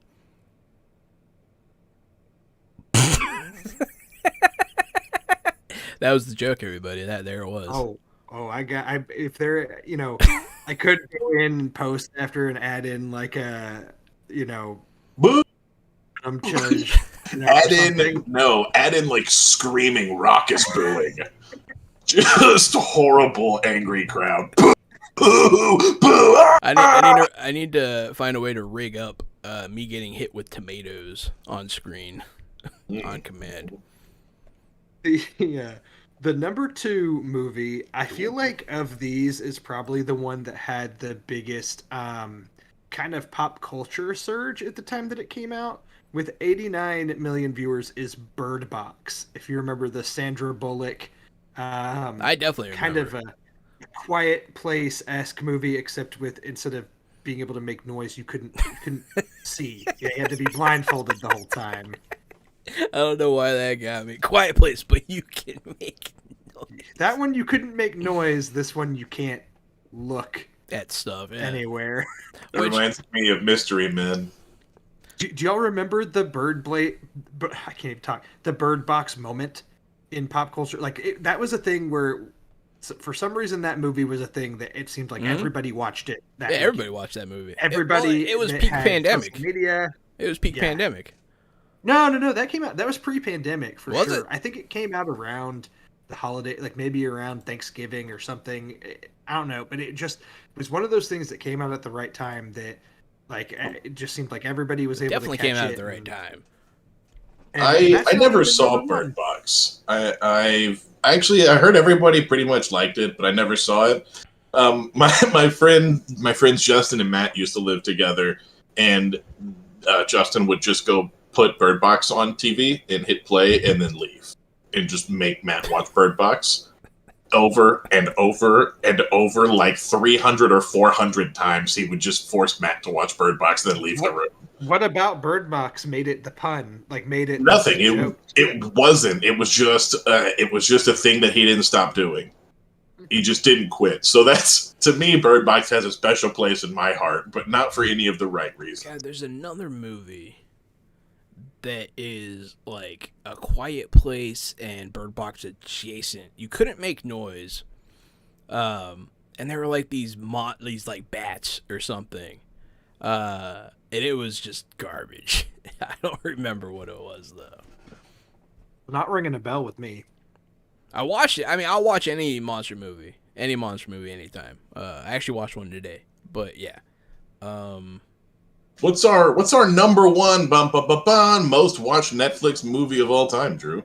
With 99 million viewers, it is Extraction, which was the Chris Hemsworth action movie that one did come out. That one was pretty good. I think it came out during the pandemic or maybe right before.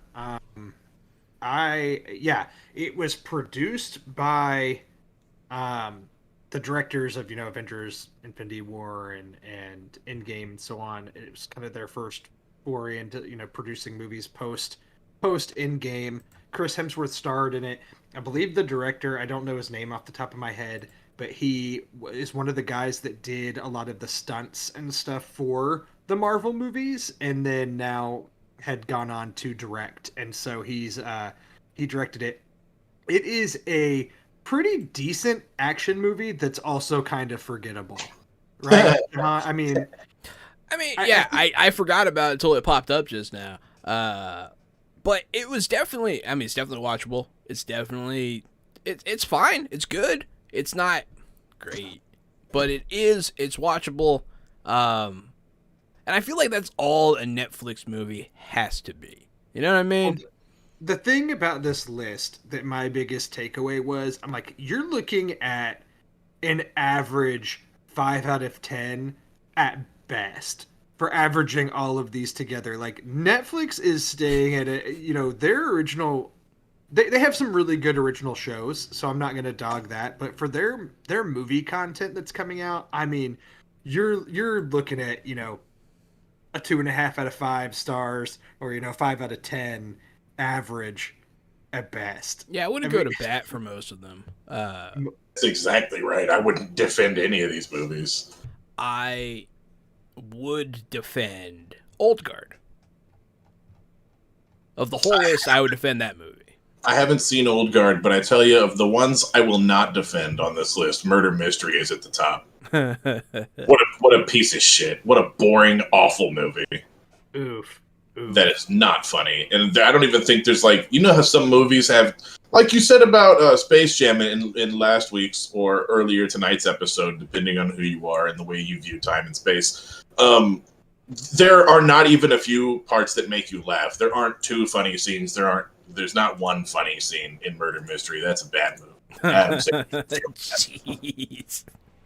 Yeah, a Netflix movie, either you watch it and immediately forget it because it just didn't have that much of an impact, or you watch it and you actively make yourself forget it because what you viewed was just so terrible.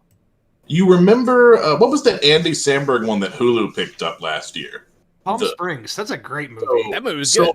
I would compare Murder Mystery and Palm Springs to being sort of the same genre, and they were going for the same type of humor, except Palm Springs was really fucking good, and Murder Mystery was really fucking bad. Palm Springs was great. What's crazy about Murder Mystery is that I believe because it did so well viewership-wise, Adam Sandler's had his deal with Netflix for a while. I do think it's kind of interesting that of all his Netflix exclusive movies he's done, that Murder Mystery is the one that's kind of stuck here in this top 10. Yeah, and I believe they're doing a sequel. I like the David Spade one. The David Spade one I think is funnier. That has Luis Guzman. I know which one you're talking about. Is it the Do-Over? Is that one? I think it is called The Do-Over, which is a weird name. Luis Guzman. Who's that? You'll know it when you see him. You would recognize him. Is he the guy from Ant-Man? No. How about Waiting? Have you seen Waiting? He's one of the he's one of the cooks in Waiting. What's his name? Luis Guzman. He has a look. When you see him, you'll know that guy. Okay. Luis Guzman. Sure. Oh, that guy. Yeah, I know that guy. The guy, the guy that shows his dick to everybody. Yeah. Yeah, so there's a scene in The Do-Over when Luis Guzman and David Spade are having. I think they're about to have. Are we gonna go through the visuals of the scene? Because the one. Your brother said, "Hey, you've got to watch this scene in this movie," and made me view this. Yeah. Anybody that's listening to this, I apologize. No, that's it. If you've seen it, I don't need to explain it to you. It's very good. Just that one scene in particular. But Luis Guzman has a way that when he touches the camera, he makes the scene good. He's magic. He is. He's a fucking unicorn. I love Luis Guzman. Yeah, he's the best. No, you're right. As soon as I saw him, I was like, oh, that guy. Yeah, that guy is hilarious. Well, I thought that list would be fun to go through, and turns out it was. Y'all had some funny insights into that. So that thank you guys for always making things entertaining. Going into some fresh out the podcast takes. I saw Old, which is the new M. Night Shyamalan movie. If you wouldn't have told me yesterday what it was, and then today you would have said I saw Old, I would have just stared at you like you were speaking a different language. I didn't know that he had a new movie, and I didn't know that it was called Old. So I learned 2 new things. The premise? Do you know what it's about? No, I don't. Let's pretend I don't, because I just barely know what 3 seconds of information you texted yesterday. So basically, no, I don't know anything. Yeah, so if you're told M. Night Shyamalan is making a movie that's called Old, that's a pretty big statement right there, because M. Night Shyamalan brings a lot of feelings and thoughts to people's heads depending on which movies that resonate with you that he did. So if you think of that and it's called Old, what's going through your head? I've got an idea. Jahan, do you want to go? Do you want to go I first? mean, I Do you have kind an of know idea? what it's about. 'Cause Okay. I was aware of this movie too. I haven't seen it, but I would just think with that title, it would be like Thinner, like Stephen King's Thinner, where you get a curse on you and sounds about right. you get thinner and thinner. I would think it's like that. There's a curse or magic or something, and you just get older and older at a rapid rate. And that's actually pretty good. That's not far off. So premise of the movie is there's a family. They go on vacation. They're at this resort. They get to go to this private beach, and they're on this beach with it's their family. They have like a 6-year-old son and a maybe 11-year-old daughter, and they're on the beach with a few other groups of people. And as soon as they all step foot on this private beach, they learn that things aren't as they seem, and everybody starts rapidly aging while on the beach. And so I think in the movie, 30 minutes is the equivalent of about 2 years. So really interesting premise, and there's actually some really good acting. And here's the thing: say what you will about M. Night Shyamalan, the dude knows how to pick up a camera and use it. Like, it's shot well, and he does some really good stuff in it. And it's based off of a graphic novel, an older one. I think it's called Sandcastle, but don't quote me on it. But he modified it to make it more M. Night Shyamalan. There's some interesting ideas and stuff in this movie, but it gets into that territory of being like almost so bad it's good, kind of like. The Happening, I think, is usually said to be his worst movie by a lot of people. And I'm not saying this one's on the Happening level, because I genuinely enjoyed watching this movie. I wouldn't say that it's good, but I was enthralled watching it. Like, just it's a glorious mess. It is a glorious, glorious mess. And I absolutely recommend seeing it just because it's so bonkers. Yeah. I remember watching The Happening with my buddy Andy a long time ago, and we were dying. Speaking of Mark Wahlberg, yeah. I think that was it for me. The Happening was the last time Mark Wahlberg had a chance in my life. Hey, whoa, it's I'm Mark Wahlberg, right? Mark Wahlberg is. Hey, that was better. That was better. God, he's trash. Oh fuck! I do feel like Jahan's impression got better that time. Hey, we can't go outside. What did you think of Lady in the Water, Drew? I think that Lady in the Water on paper is a neat idea, and I think that movie's terrible. Yeah, I thought it was terrible. Seen it. I haven't seen that one. Is Old better than Lady in the Water? Yes, I would say yes, it is. Because I like M. Night Shyamalan. I think I do like M. Night Shyamalan. I just think that he's made a couple of not great movies. And I think that happens with any director, or any musician, or any artist, is you make some stuff that's not great and you make some stuff that is great. And I really liked Signs, and I really liked Sixth Sense, and I actually liked The Village, even though The Village gets so much hate. I like The Village too, actually. So The Village has its problems, but that's a gorgeous movie too. I like, that's just a fun to watch movie. It just looks so cool. I enjoyed I was actually going to ask you guys, like, what do you think of The Village? So I got some strong feels for M. Night Shyamalan, to be honest. I like him. I think he's one of those guys. Like, his good movies are really good. Like The Sixth Sense is great. Unbreakable is great. I like Signs. The Village, I think, is okay. His bad movies are pretty bad. Like The Happening's bad. Lady in the Water's bad. So The Happening is terrible unless you reclassify it as a comedy, and then it's hilarious. It's a great movie if it's a comedy. The Last Airbender. I actually didn't see it, but I feel like I didn't have to. Damn it! It's just a failure across the board. But like Split is pretty good, and then Glass wasn't very good. I didn't see Split, but I really like that. I know when I saw the trailer, I was like, I guess it's just what's the actor's name?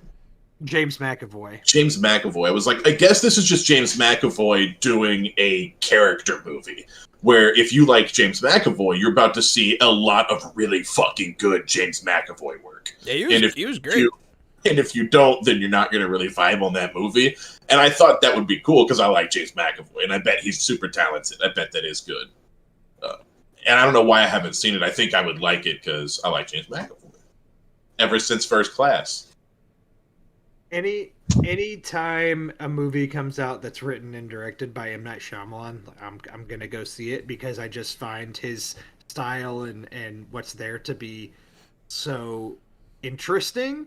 It's not always going to be good, but he does some stuff really well. And I do think in Old there's some genuinely good stuff, but man, it's just bonkers. So I don't want to compare it too much to the graphic novel and stuff too, because that gets into, getting into the differences and stuff. I don't want to spoil anything, especially because this movie just came out and it's M. Night Shyamalan. He's known for the twists and he's known for the mystery of it. So I definitely don't want to say too much, but I did go catch it in theaters. I would say go see it. I'm not going to sit here and tell you it's good, but I do think you should go see it. So we'll leave it at that. No, I'll watch it. I'll definitely watch it. It looks good to me. I don't know. It looks like something I would enjoy. It kind of reminds me of a terrible movie that I saw. It was a Netflix original. What was it called? Like Into the Grass or something, or The Grass. Did you see that movie? I know of it. I remember when that came out. I have not seen it. God, does that movie go off the rails? Oh my God. They pick a direction and they run full speed into a wall. It's incredible.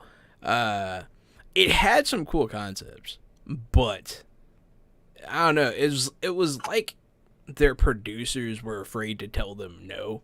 Like, you kind of tell when a producer's like, don't tell them, like, that doesn't make sense, or that doesn't translate well, you can kind of tell when they have too much freedom. An underproduced movie. But yes, funny enough, I actually watched a movie today, called The Werewolf, or Werewolf Within. Have you heard of that? No. It just came out. I have heard of it. It's based off of a video game, I believe. I think it's based off of a VR game. That makes sense because I was really confused as to why it was brought to you by Ubisoft. It's based. Gosh, I'm talking out my ass on this, to be honest with you, but I believe it's based off of a VR game, and I think it's the classic, like, one person in the group is the werewolf and the others don't know who it is. Like, only the person who is the werewolf knows, and they're trying to convince the group that they're not the werewolf. I think that's the premise of the game. So if that's the game, then that means that is a Telltale game, right? And the Telltale game was based off of an actual card game. No, so I think you're getting... There is a card game called Werewolf. And it is. The Telltale game is called Wolf Among Us. Wolf Among Us. Yes, and that's different. That's based off of the Fables comic book series, and it's like fairy tales and stuff. This is something different. There's an old card game that I played at PAX a few years ago, and I played with a giant group of people. It was like 12 people, and 2 people were werewolf hunters, 2 people were werewolves, and everybody else was townsfolk. And you didn't, only the werewolves knew who the werewolves were. Like, everybody had to close their eyes. The cards were dealt, and then you look at your card, and if you were the hunters, you open your eyes and look at the other hunter. The werewolves knew, and you were trying to set everybody up. I believe that is Werewolf by Beezer Games. So is that what we're doing here? Did that game come full circle into a VR? I do not think.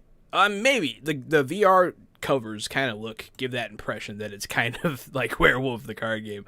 But yeah, so the movie, I haven't seen a good werewolf movie in a long time. It's been a while. They're few and far between. Is this one of them? Should you watch it? I don't know, maybe. If you want to. I would not go to bat for this movie. It's black lead, which is cool. And then the female lead is the woman from the Verizon commercials, which is pretty funny. And then it has Guillermo from What We Do in the Shadows. He's in the movie, and he is hilarious in this movie. He is funny as hell in this I movie. saw him in an episode of Always Sunny in Philadelphia the other day, and he was playing Franquito, and he was Frank's illegitimate son, but it was all a con from Dennis. But he was also great as Franquito. He was hilarious in this movie. The movie itself was fine. It's very campy. There's a lot of camp, a lot of silly moments. It's aware of itself. I watched it. It was watchable. It was not great, but hey, it was fine. If you like werewolf movies, they're few and far between to really be picky. But man, you did not sell me on I'm not trying to sell you. You don't have to watch it. It's not great, but I'll probably watch it at some point. Not gonna lie. I'm not going to tell you not to watch it. It wasn't that bad. If I'm able to see it, I will bring it up. It's no ginger snaps. I've been in cartoon mode for watching over here in my life. I've been watching it's an anime. It's called Is It Wrong to Try to Pick Up Girls in a Dungeon? And that's not a good name for it because it's a better show than that title implies. But that's the name of the original manga from what I understand.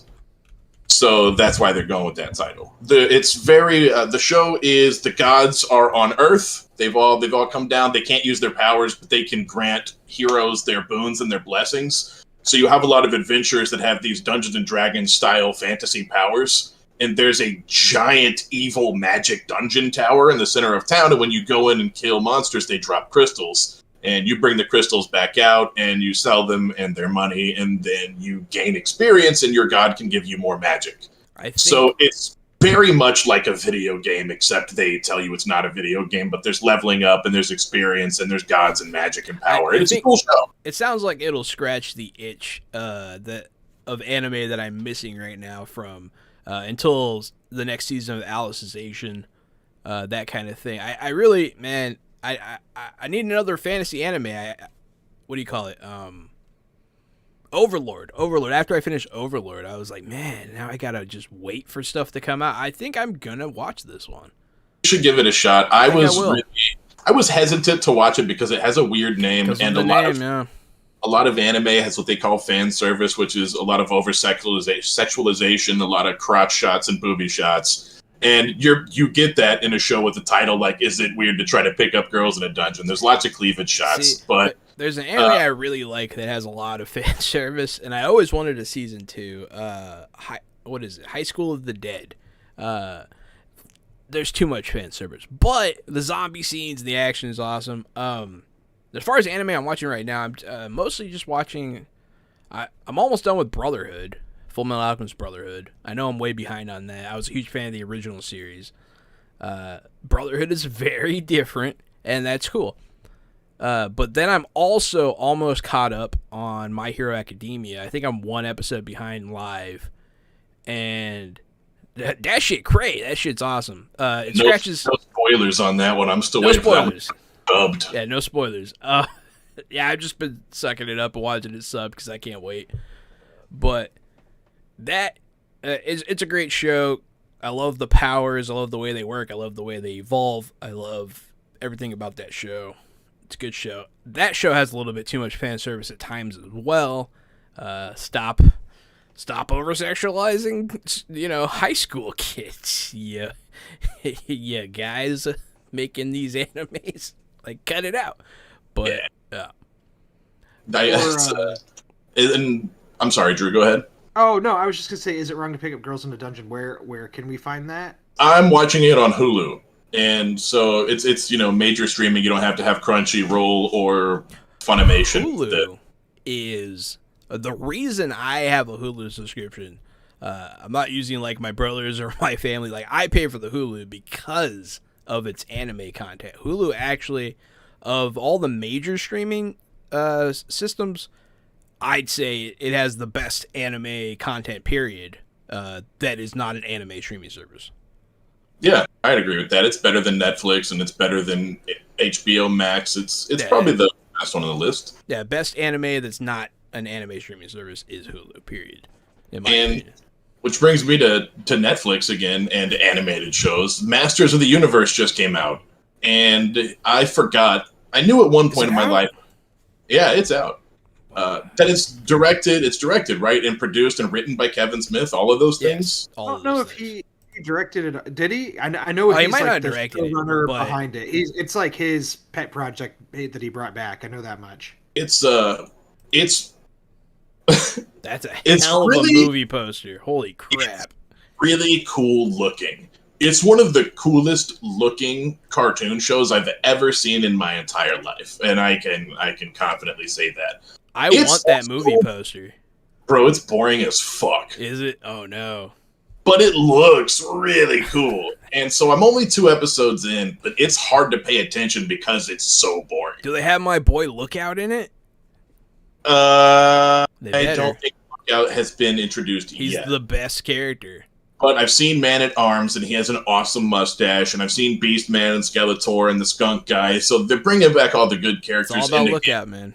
I can't stress enough how super fucking awesome it looks. The art is so cool. It's so cool. You need to watch this show just to see the art. I'm gonna watch it.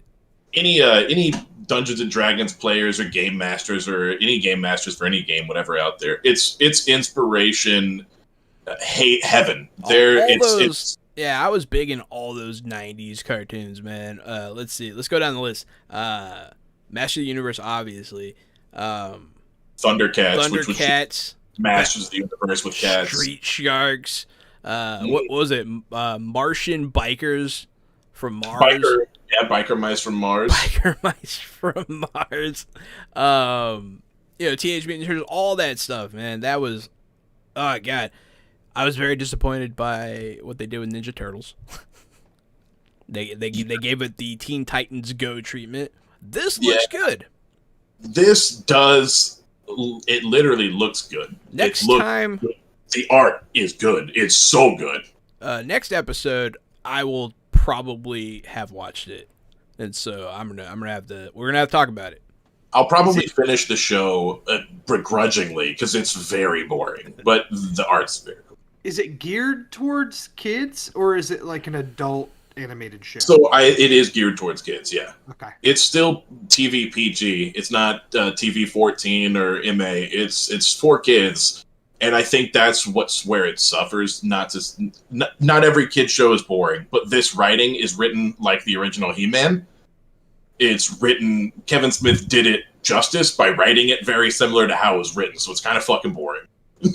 But it looks awesome. I can't stress enough how cool it looks. So I'm torn. I don't know if it's awesome or not yet, but it looks awesome. I forgot one. watching it. I forgot one. Skeleton Warriors. That show was awesome. Mighty Max. Mighty Max. Damn.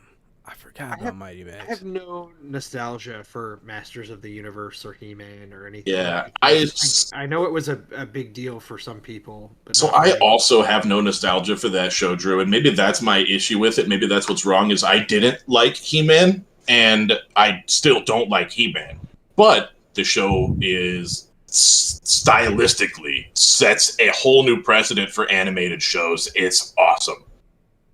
That's cool. I'll probably check it out just to see it. And do you have to have any knowledge of prior He-Man stuff to watch it? So it seems like what they do is it's not a reboot. It seems like it's almost a new He-Man while also still being a sequel of itself. Like Man-at-Arms is like retired and is no longer Man-at-Arms, I don't think. It seems like he's passing the torch, and He-Man is still like a young prince. So it seems like Skeletor's been around and they've been fighting Skeletor and fucking with Skeletor, but He-Man is still young. So they kind of took some of the old and the new and they started a new He-Man world. But I would say no, you probably don't have to have any knowledge going in. They catch you up pretty quick about what's going on. You're right about the art. I want that movie poster. That's fire. Yeah, I was bigger into. I think Thundercats was much bigger for me and Ninja Turtles, but I liked some of the toys from Masters of the Universe, mainly Lookout.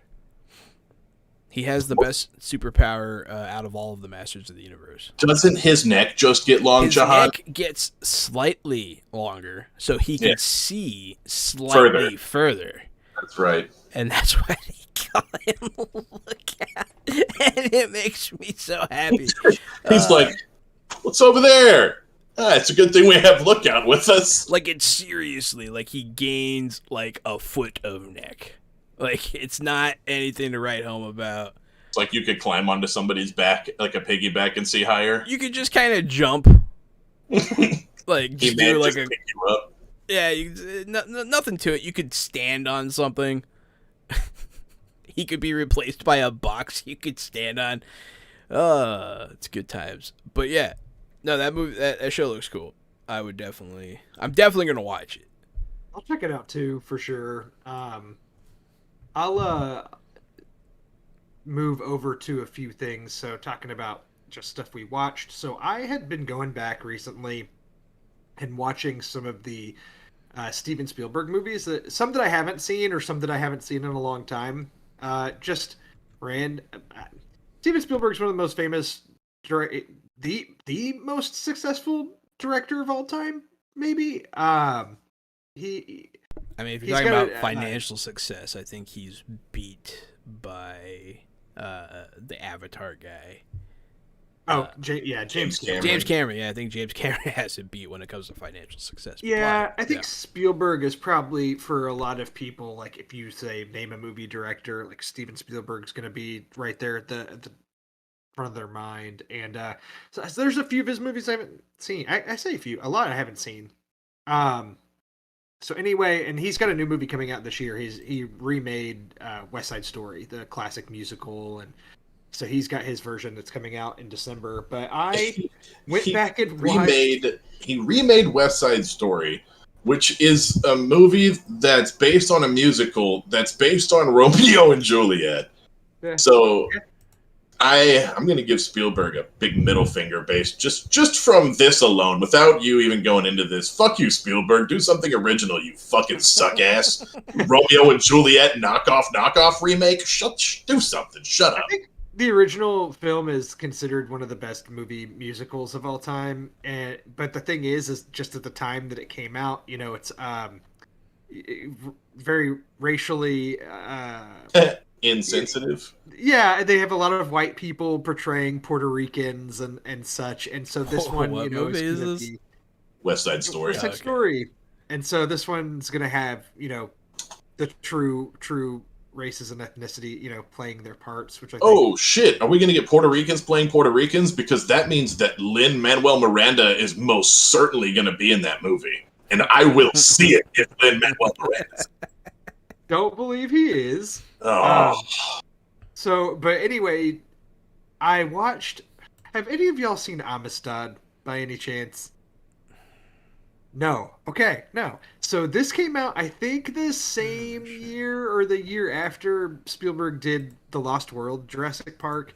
And so he's like coming off of Schindler's List and The Lost World, and makes this movie that's about like the slave ship Amistad, where there was a slave rebellion, and then the slaves ended up coming to the U.S., but they were from. It's very convoluted. It ends up becoming a courtroom drama with Matthew McConaughey and Anthony Hopkins and Morgan Freeman. I don't know why Spielberg thought he was the one that needed to make this movie. That's all that I'll say about it.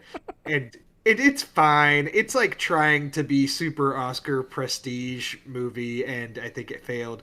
And then after that, I needed a palate cleanser, and so I rewatched Saving Private Ryan, which is just incredible. And speaking, in our last episode, we talked about owning movies physical. I went out and bought the 4K UHD disc of Saving Private Ryan. It looked amazing. I do enjoy its sound. There it is. I do enjoy it. It sounded great. Sounded incredible. I pulled up all of his movie posters just to have like a graphic. Amistad is like way below. Like I had to scroll really far. If you talk about like some of the least seen Spielberg movies, like it's got to be near the top. And then, have y'all seen AI? Yes. Artificial intelligence with maybe Haley Joel Osment. Haley Joel Osment, yeah. What do you like that movie? Or has it been too long that you don't even remember? No, I remember every scene of that. I remember movies. It's just I don't know. I can't let go. There's something wrong with me. But yeah, I remember. It was. I had never seen it. It was. I think it was good. At the time, it was good. It had good special effects. It had an interesting story. I don't know. You want to talk about original? I don't know if he came up with it himself. It's basically Pinocchio, but with a robot boy. That's fair. It is basic. Thanks for And I ruining mean, the there movie it's for me. No, I'm just- well, I mean, it's self-aware. They mentioned Pinocchio all throughout it. That's Like that's fair. a major theme, but it's very weird movie. But I really liked it, so I don't know. I liked it. I'm looking back now, and I think I saw it, and I think I liked it, but it has been too long for me to honestly speak on it. I really like just. It was interesting how much he loved like his mom. Yeah, the whole premise is it's the first robot who's programmed to love. That's the whole thing. Yeah, You know, it seems very genuine and it's very cool. I don't know. And then I like when they're like destroying the robots and it's like horrific. Yeah, it kind of is like 3 movies in one in a way. The way the movie goes, I think that it has mixed reception. Like some people really like it and some people really don't. For Gary, for you, I could see this being a Gary one. Yeah, I think I do like this one. I like dystopian movies, dystopian future stuff. It kind of has a special spot in my heart, and that kind of cyberpunk setting, which I didn't really know what that setting was until more recently. But that cyberpunk-esque setting just kind of gets to me. I like that stuff, and I think those stories, the science fiction becomes science fact. That old moniker, I think, is really true. And anytime I see an AI movie, that stuff, the robots in our homes are coming at some point. It may not be our lifetimes and it may not be our kids, but eventually there will be humanoid sentient robots. I mean, you say that. You'll be dealing with them personally. You say that, but we live in Houston, Texas, and Houston, not that long ago, like last year, voted down a robot brothel that was trying to set up shop. I don't know if you know that. I don't. I did not know that. Yeah, but that was like last year. We're not far from these futuristic hellscapes, and I like those movies that kind of remind you that the personal relationship between AI and humans it's a thing. It's going to happen. They're going to be in your house, and they're going to be like your kids, and they're going to be your nannies and stuff. And those like that movie, Her, where he falls in love with his Siri or whatever. That's probably why I loved Detroit Beyond Human also. That's one of my favorite games of all time. A great game, and I'm surprised you like that one that much, Gary, because it's so story-based and decision-based, and that's so not your usual cup of tea, but that game's really good. I love a game that has giant network spider webs of decisions involved in game narrative and game design. Even if it's a single player experience, those types of game designs are really replayable to me. They're really fun. I find now that I'm older, I have less patience for it. I get annoyed with it sometimes, which I am upset at myself about because I used to love that kind of stuff. I lived for it, and all of BioWare's games were like that. And then like I used to play Baldur's Gate 2 all the time. You could do all kinds of crazy stuff in that game that you could really like. One wrong answer could like open up a whole new storyline. It was cool. And I find now, I think I just play games to beat them now, and be done with them. I don't know. There's something wrong with me. It's like my heart shrunk or something. I don't know. It's all about the achievements, my man. Unlock them achievements. How many achievement points you got, Drew? I've got almost like 200,000 now. I've got like the achievement itches, Drew, because we got this Orcs Must Die. We got it for Steam, and so I don't get any achievements. And we already beat the game, and I didn't get any achievements because they're all on Steam. You get Steam achievements. I don't care about Steam achievements. I want them on my Xbox. I mean, to be fair, don't add to your Xbox gamer score, Jahan. Yeah, that's true. It's the only thing that matters is your Xbox gamer score. But speaking of science fiction, I was just going to mention really quick, because one of my most anticipated movies of this year is Dune. And there's a new Dune trailer that dropped this past week. And man, that movie looks so good. It looks amazing. I don't know if y'all have any history. Have you read Dune, Jahan? Jahan, you seem like maybe you would have read it. So I have it on my nightstand, and I'm gonna. It's a pretty dense read, but man, it is. If you just like some deep science fiction, man, it's good. Yeah, I do love sci-fi. I'm more of a fantasy guy, believe it or not. But I like good sci-fi. I hear great things about Dune. My younger brother's obsessed with Dune. And on top of that, so Dune is really fixing to insert itself into pop culture on like 30 fronts, man.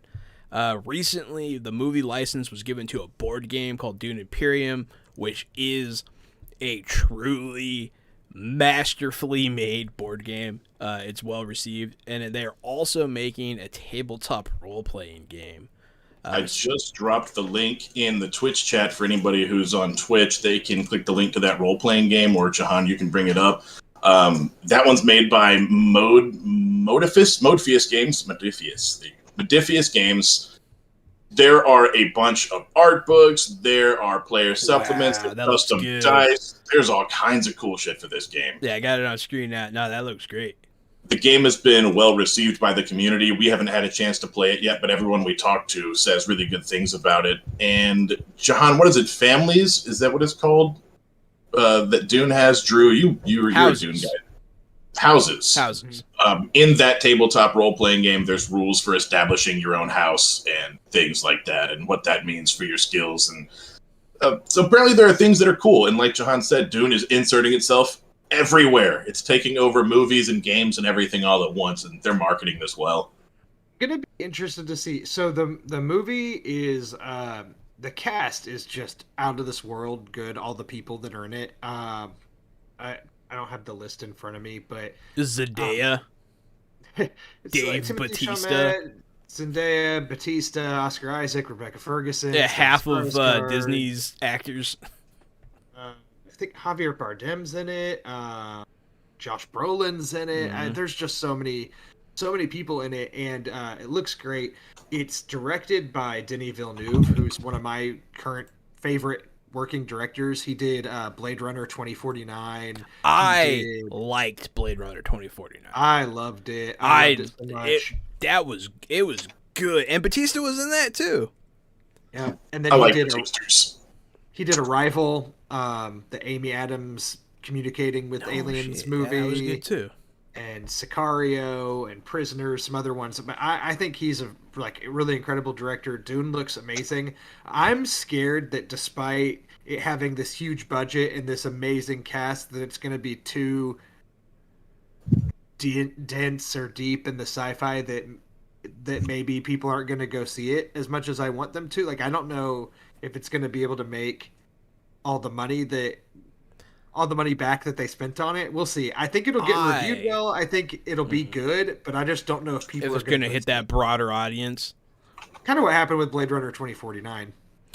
You're not wrong. Yeah, I feel like people didn't like Blade Runner 2049. I thought it was amazing.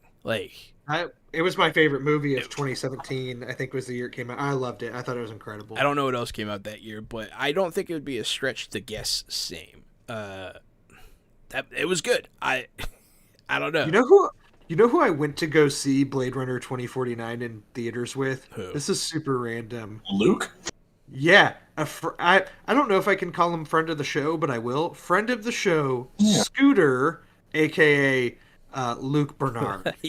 And I went with him and a group of his friends that I had never met before because he knew I wanted to see it. So he messaged me and was like, hey, want to come with my friends and go see it? And I said, yep. And I went with a bunch of people I didn't know, and we actually all liked it. So I bonded with these people that I had never met before and have never seen in my life since.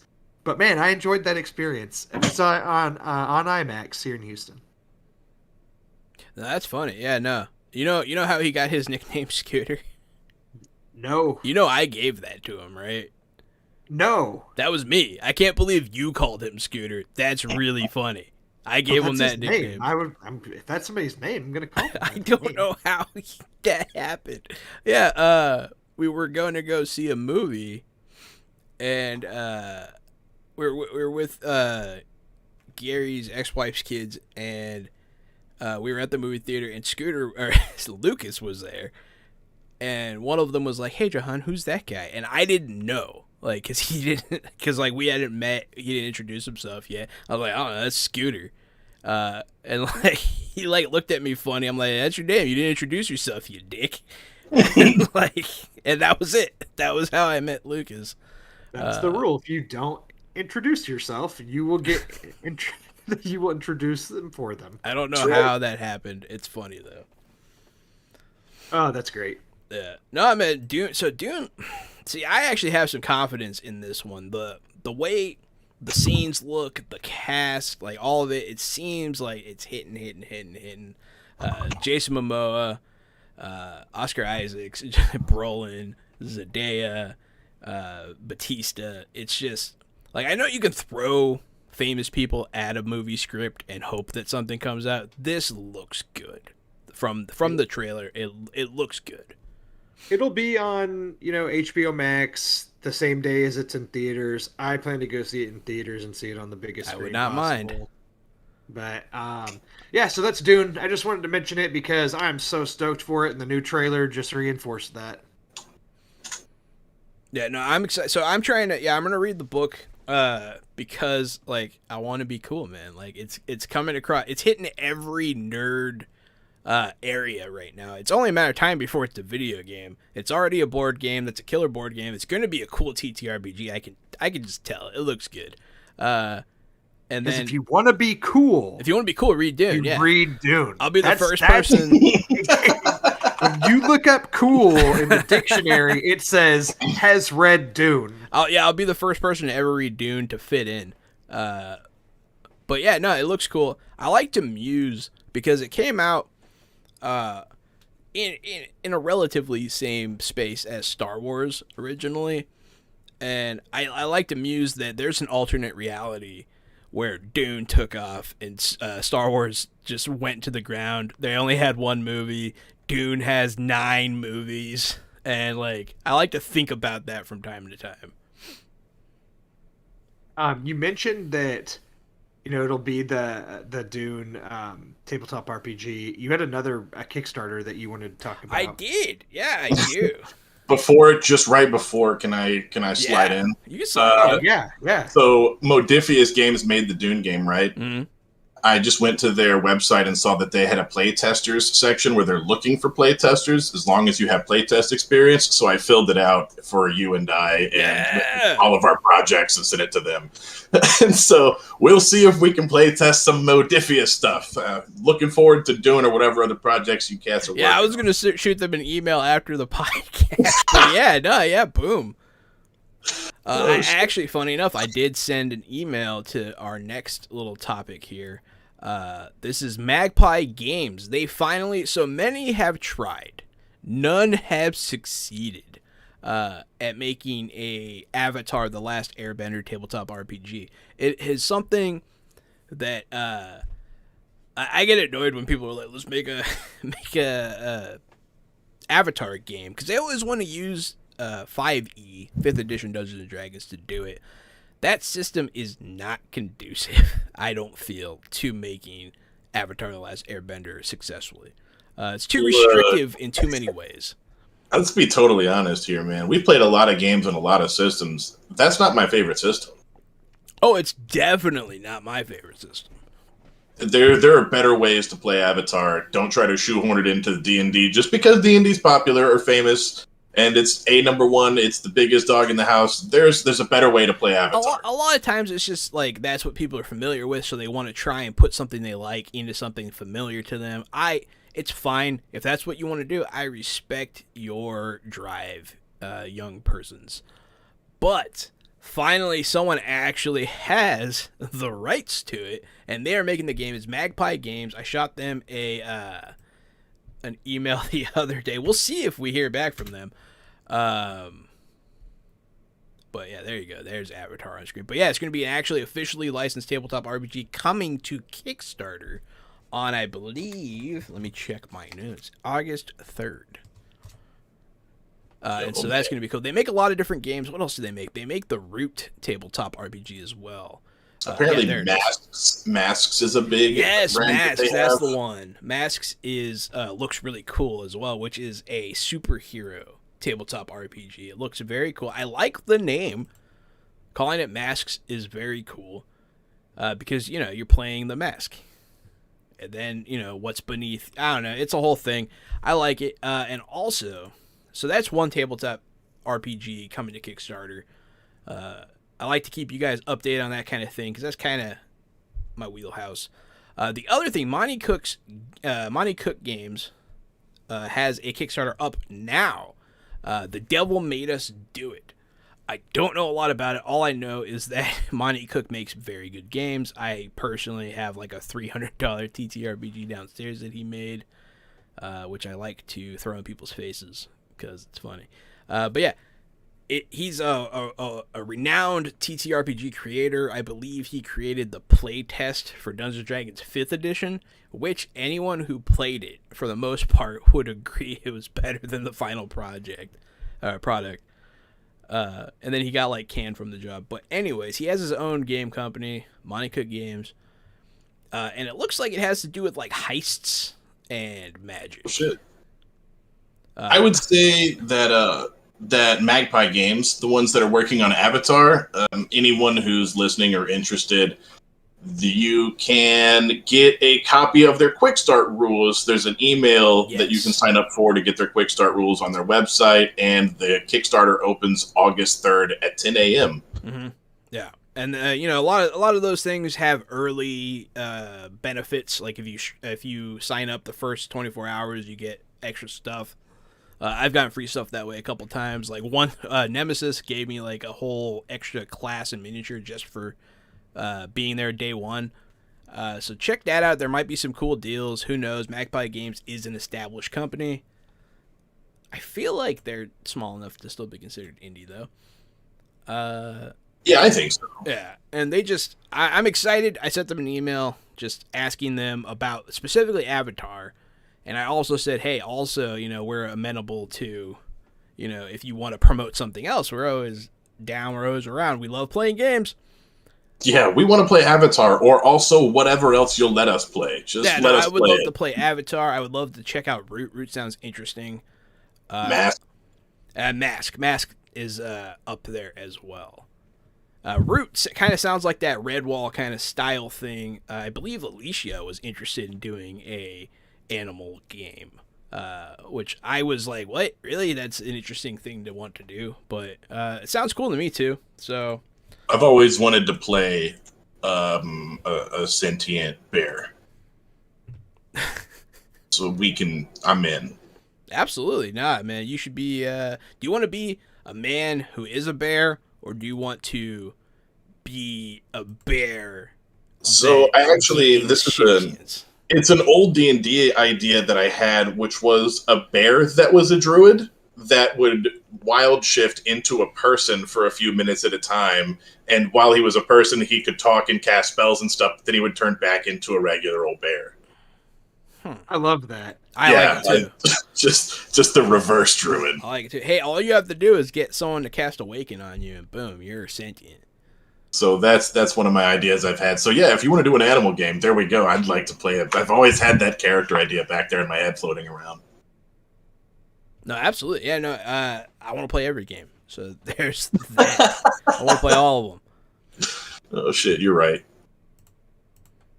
Let's see. What did we have on the list? What? I had one other thing. This will be brief, and then we can wrap it up for the evening. Mm-hmm.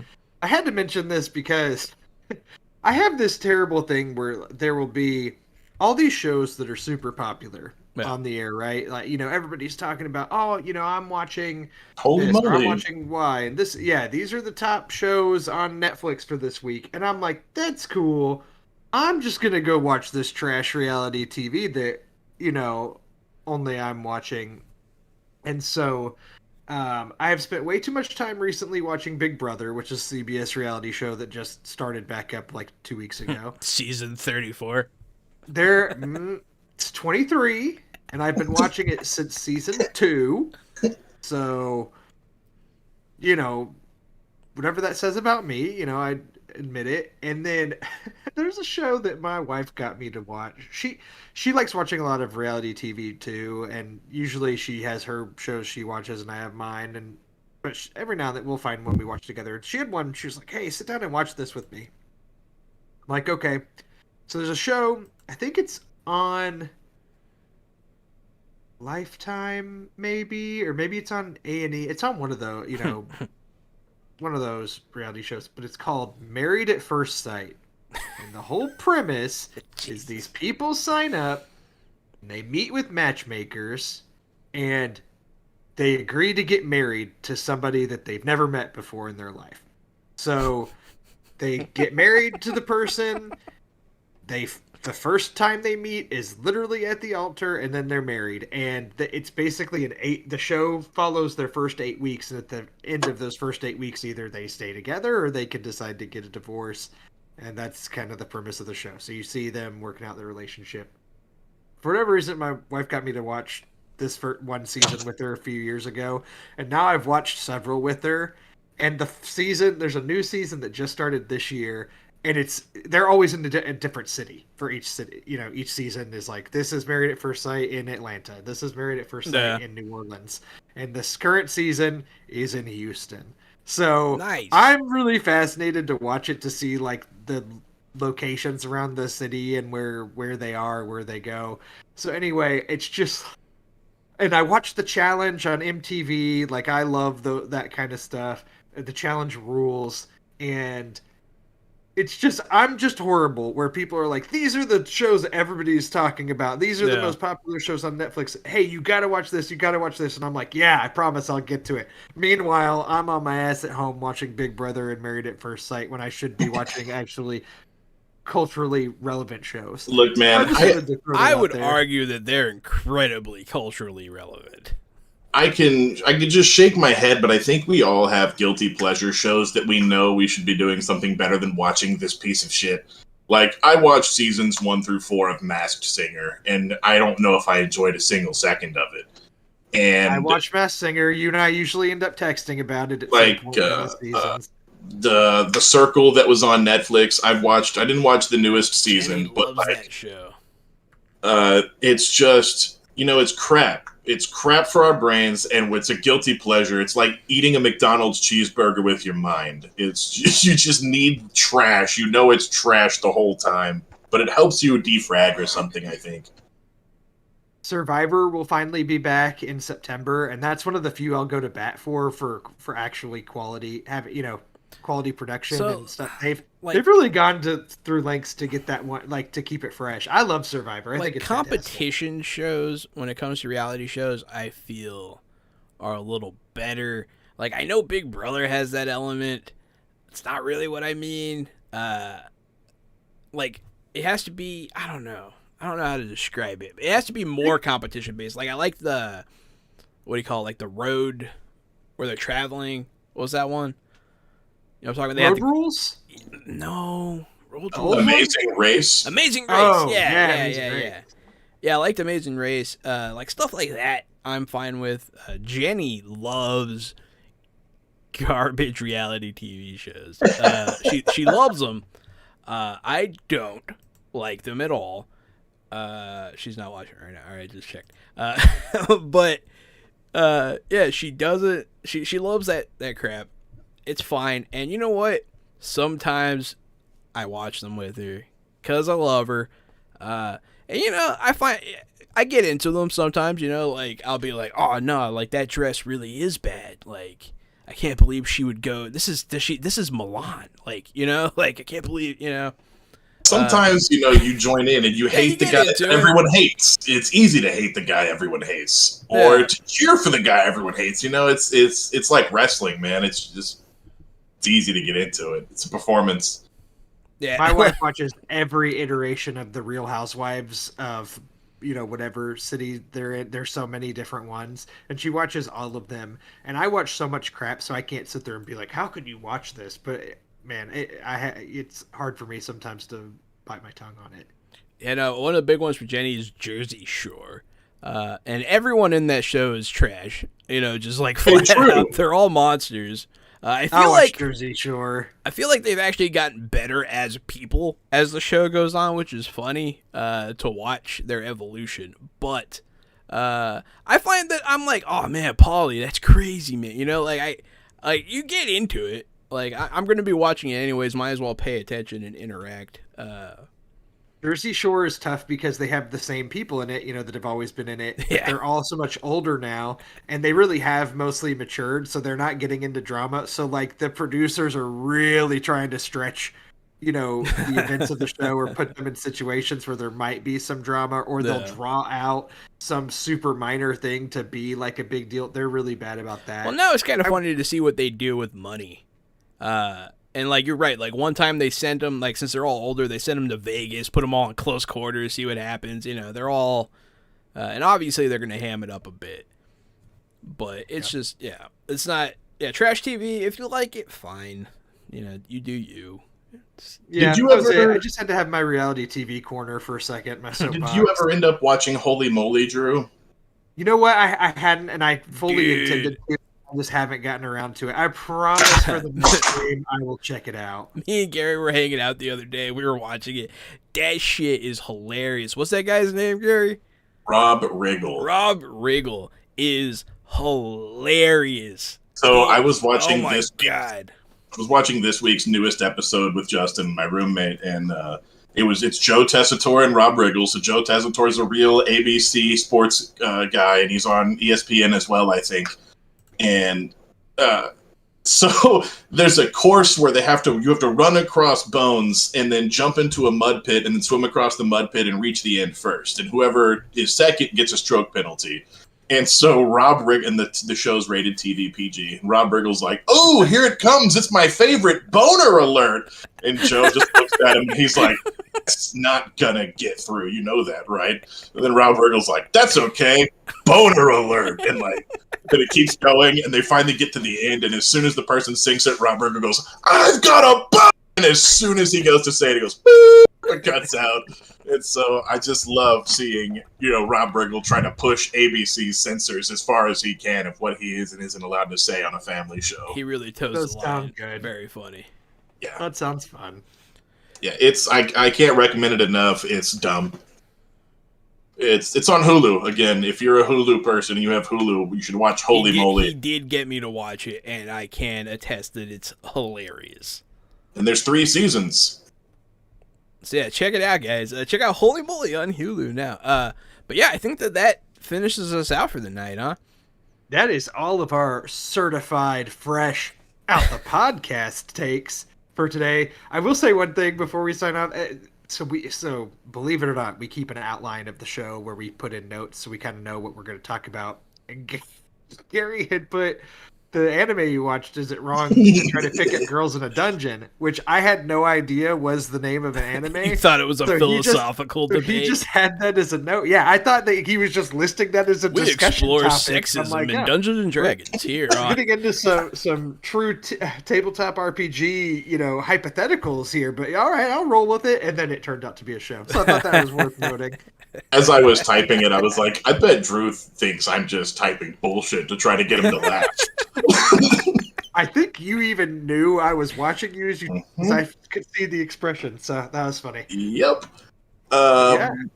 If you like tabletop role-playing games and board games and things of that nature, come back every Wednesday, Thursday, and Friday and see me and Jahananan playing. Right now it's Savage Worlds Wednesdays, Wild West Wednesdays. On Thursdays, we're doing Thursdage, and we're in space playing The Expanse, and every Friday we're trying to talk to indie creators or try to play some board games. Just kind of mix it up. We got a free play Friday type of situation. Next Friday, if you're listening to us live, which will be the 30th, it'll be July 30th, or next Friday, we'll be having Neon Toxic Lords of the Neon Wastelands on. It's an indie game about mohawks and leather jackets and spikes and ooze in the wasteland and monsters and all kinds of fun stuff. So give us a follow, give us a like, and show us your love.